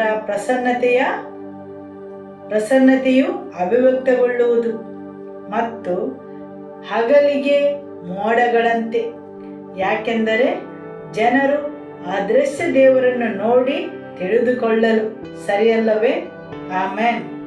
ಸೊಲೊಮೋನ ಅರಸನು ದೇವರ ಆಲಯವನ್ನು ಸಮರ್ಪಿಸುವಾಗ ದೇವರ ಮಹಿಮೆಯು ಅಲ್ಲಿ ಅಷ್ಟೊಂದು ತುಂಬಿಕೊಂಡಿತ್ತೆಂದರೆ ಯಾಜಕರಿಗೆ ಸೇವೆ ಮಾಡಲು ಅಸಾಧ್ಯವಾಯಿತು. ಅದೃಶ್ಯ ದೇವರ ಪ್ರಸನ್ನತೆಯು ಅಭಿವ್ಯಕ್ತಗೊಳ್ಳುವುದು. ಯಾಜಕರು ಬಿದ್ದು ಬಿಟ್ಟರು, ಅವರಿಗೆ ನಿಂತುಕೊಂಡು ಸೇವೆ ಮಾಡಲು ಆಗಲಿಲ್ಲ. ಆಮೆನ್. ಆದರೆ ಈಗ ಇಲ್ಲಿ ದೇವರ ವಾಕ್ಯ ಹೇಳುತ್ತದೆ, ನಾನು ಮತ್ತು ನೀವು ಅದೃಶ್ಯ ದೇವರ ಅಭಿವ್ಯಕ್ತಗೊಂಡ ಮಹಿಮೆ, ಕ್ರಿಸ್ತನು ನಿಮ್ಮಲ್ಲಿರುವುದು. ಆಮೆನ್. ಕ್ರಿಸ್ತನು ನಿಮ್ಮಲ್ಲಿರುವುದು ಮಹಿಮೆಯ ನಿರೀಕ್ಷೆಯಾಗಿದೆ. ಅನ್ಯ ಜನರಿಗೆ ಕ್ರಿಸ್ತನು ನಿಮ್ಮಲ್ಲಿರುವುದು ಮಹಿಮೆಯ ನಿರೀಕ್ಷೆಯಾಗಿದೆ. ಜನರು ಅದನ್ನು ನೋಡಬಹುದಾಗಿದೆ, ಸರಿಯಲ್ಲವೇ? ಕ್ರಿಸ್ತನು ನಿಮ್ಮಲ್ಲಿರುವುದು. ದೇವರ ಪ್ರಸನ್ನತೆಯು ಅಭಿವ್ಯಕ್ತಗೊಳ್ಳುವುದು ಅನ್ಯ ಜನರ ನಡುವೆ. ಅದೃಶ್ಯ ದೇವರ ಮಹಿಮೆ. ಆಮೆನ್. ಈ ಮರ್ಮದ ಮಹಿಮಾತಿಶಯವು ಎಷ್ಟೆಂಬುದನ್ನು ಅನ್ಯ ಜನಗಳಿಗೂ ತಿಳಿಸಲಿಕ್ಕೆ ದೇವರು ಇಚ್ಛಿಸಿದನು. ಈ ಮರ್ಮವು ಏನೆಂದರೆ, ಮಹಿಮೆಯ ನಿರೀಕ್ಷೆಗೆ ಆಧಾರನಾಗಿರುವ ಕ್ರಿಸ್ತನು ನಿಮ್ಮಲ್ಲಿದ್ದಾನೆಂಬುದೇ. ಆಮೆನ್. ಹೌದು, ಕ್ರಿಸ್ತನು ನಿಮ್ಮಲ್ಲಿರುವುದು. ದೇವರು ತನ್ನ ಮಹಿಮೆಯನ್ನು ಅನ್ಯ ಜನರ ನಡುವೆ ಅಭಿವ್ಯಕ್ತಗೊಳಿಸಲು ಬಯಸುತ್ತಾನೆ. ಅದು ಹೇಗೆ? ಕ್ರಿಸ್ತನು ನಿಮ್ಮಲ್ಲಿರುವುದು. ಆಮೆನ್. ಹಾಲೆಲೂಯ. ಆದುದರಿಂದ ದೇವರು ತನ್ನ ಜನರನ್ನು ಉನ್ನತಕ್ಕೇರಿಸುತ್ತಾನೆ. ತನ್ನ ಮಹಿಮೆಯು ಅನ್ಯ ಜನರ ನಡುವೆ ಅಭಿವ್ಯಕ್ತಗೊಂಡ ಕ್ರಿಸ್ತನು ನಿಮ್ಮೊಳಗೆ ಇದ್ದಾನೆ. ಎಲ್ಲಿ ಆತನ ಪ್ರಸನ್ನತೆ ಇದೆ, ಅಲ್ಲಿ ಸ್ವಸ್ಥವಾಗುವಿಕೆ, ಬಿಡುಗಡೆ, ಗುಣ ಹೊಂದುವಿಕೆ ಎಲ್ಲವೂ ಇದೆ ಆತನ ನಾಮದಲ್ಲಿ. ಆತನು ನನ್ನನ್ನು ಮತ್ತು ನಿಮ್ಮನ್ನು ಆತನ ಮಹಿಮೆಯ ಮರ್ಮವನ್ನು ಪ್ರದರ್ಶಿಸಲು ಆರಿಸಿದ್ದಾನೆ. ಹಾಲೆಲೂಯ. ಆದುದರಿಂದ ನಾವು ಆ ವಾಕ್ಯವನ್ನು ಮನವೊಲಿಸಿಕೊಳ್ಳಬೇಕು. ಆ ವಾಕ್ಯವು ನಮ್ಮಲ್ಲಿ ದೃಢಗೊಳ್ಳಬೇಕು. ದೇವರ ಜೊತೆ ನಾವು ಸಹಕರಿಸಿದಾಗ ಮಾತ್ರ ಆತನು ನಮ್ಮಲ್ಲಿ ಕಾರ್ಯನಿರ್ವಹಿಸ್ತಾನೆ. ಆಮೆನ್. ದೇವರ ವಾಕ್ಯ ಹೇಳುತ್ತದೆ, ಜನರ ಅಪನಂಬಿಕೆಯಿಂದಾಗಿ ಹೆಚ್ಚಾದ ಮಹತ್ಕಾರ್ಯಗಳನ್ನು ಆತನಿಂದ ಮಾಡಲು ಆಗಲಿಲ್ಲವೆಂದು.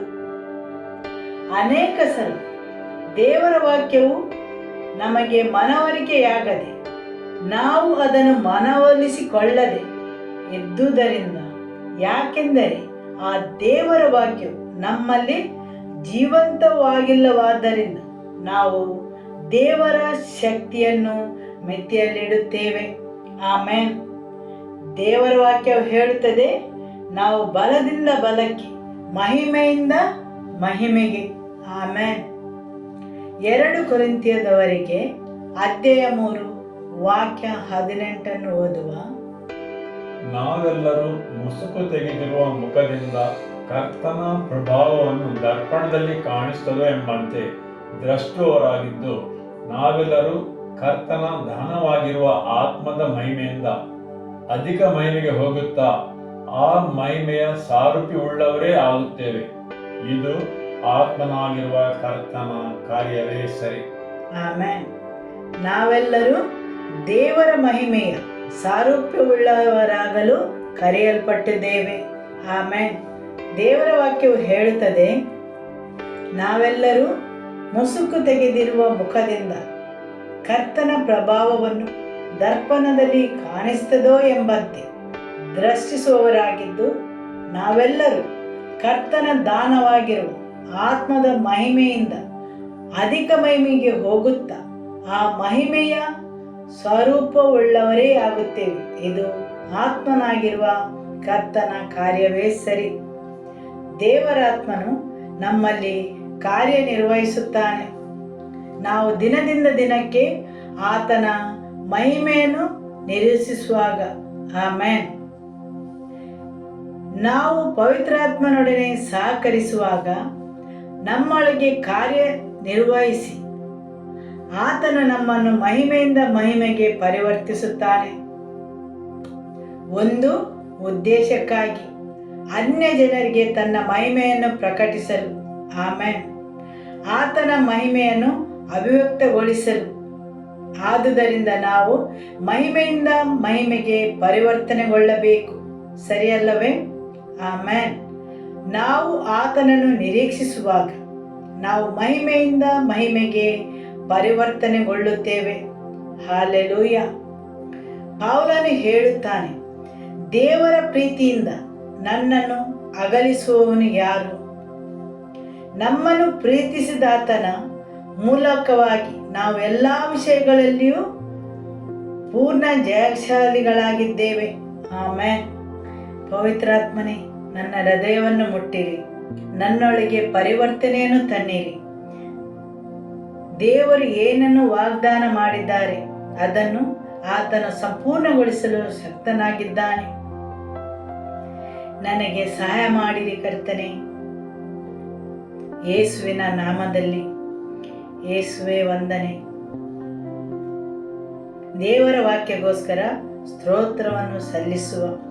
ಯೇಸುವೆ ಸ್ತೋತ್ರ. ಯಾರೆಲ್ಲ ನಿಮ್ಮ ಜೀವನವನ್ನು ಯೇಸುವಿಗೆ ಸಮರ್ಪಿಸಲು ಆಶಿಸುತ್ತೀರಿ ಅವರು ನನ್ನ ಜೊತೆ ಈ ಪ್ರಾರ್ಥನೆಯನ್ನು ಮಾಡಿರಿ. ಯೇಸುವೆ, ನಾನು ನನ್ನ ಜೀವನವನ್ನು ನಿನಗೆ ಸಮರ್ಪಿಸುತ್ತೇನೆ. ನಾನು ಒಬ್ಬ ಪಾಪಿ ಎಂದು ಅರಿತುಕೊಳ್ಳುತ್ತೇನೆ. ನೀನು ನನಗಾಗಿ ಶಿಲುಬೆಯಲ್ಲಿ ನನ್ನ ಪಾಪಗೋಸ್ಕರ ಮರಣ ಹೊಂದಿದ್ದಕ್ಕೆ ನಿನಗೆ ಸ್ತೋತ್ರವನ್ನು ಸಲ್ಲಿಸುತ್ತೇನೆ. ನಿನ್ನ ರಕ್ತದಲ್ಲಿ ನನ್ನ ಪಾಪಗಳಿಗೆ ಕ್ಷಮೆ ಉಂಟು. ನೀನು ನನ್ನ ಪಾಪಗೋಸ್ಕರ ಶಿಲುಬೆಯ ಮರಣವನ್ನು ಹೊಂದಿದ್ದಿ ಎಂದು ನಾನು ನಂಬುತ್ತೇನೆ. ನಿನ್ನ ರಕ್ತದಿಂದ ನನ್ನನ್ನು ಶುದ್ಧೀಕರಿಸಿ ನನ್ನ ಪಾಪಗಳನ್ನು ಕ್ಷಮಿಸಿ.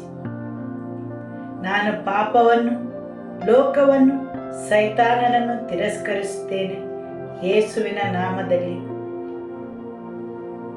ಯೇಸುವೆ, ನನ್ನಲ್ಲಿ ಬನ್ನಿರಿ. ನನ್ನಲ್ಲಿ ನೀವು ಬರಲು ಅಡ್ಡಿ ಮಾಡುವ ಎಲ್ಲ ನನ್ನ ಪಾಪಗಳಿಂದ, ನನ್ನ ವಂಶಾವಳಿಯಿಂದ, ನನ್ನ ಪೂರ್ವಜರಿಂದ, ನನ್ನ ಮೇಲೆ ಅವುಗಳಿಗೆ ಇರುವ ಅಧಿಕಾರದಿಂದ ನನಗೆ ಬಿಡುಗಡೆಯನ್ನು ನೀಡಿರಿ. ನನ್ನ ಪಾಪಗಳನ್ನು ನಿಮ್ಮ ರಕ್ತದಿಂದ ಕ್ಷಮಿಸಿರಿ. ಪವಿತ್ರಾತ್ಮರೇ, ನನ್ನಲ್ಲಿ ಬನ್ನಿರಿ. ಯೇಸುವೆ, ನನ್ನ ಜೀವನದಲ್ಲಿ ಬನ್ನಿರಿ. ಈ ದಿನ ನಾನು ನಿಮ್ಮನ್ನು ನನ್ನ ಜೀವನದಲ್ಲಿ ಬರಲು ಆಹ್ವಾನಿಸುತ್ತೇನೆ ಮತ್ತು ನನ್ನ ಸ್ವಂತ ರಕ್ಷಕನೆಂದು ಸ್ವೀಕರಿಸುತ್ತೇನೆ. Amen. Hallelujah. Every life in this place, Lord, we bring them under your blood and lordship, Lord. We cancel every claims and every works of the enemy against the lives of your people, Lord, against their advancement, Lord. Oh, every kind of deceptions, Lord, every lies be uprooted by the truth of your word, Lord. Let their hearts and their minds to be freed in the name of Jesus. Every life we cover it by your blood, Lord. Continue to build them up for your glory, Lord. In your hands I entrust them, and I bless them in the name of the Father. I bless them in the name of the Lord Jesus, and I bless them in the name of the Holy Spirit. Amen. And may the love of God the Father, may the peace of our Lord Jesus Christ, and the fellowship of the Holy Spirit be with you all. Go in the peace of the Lord be with you. Amen. Hallelujah. Shalom.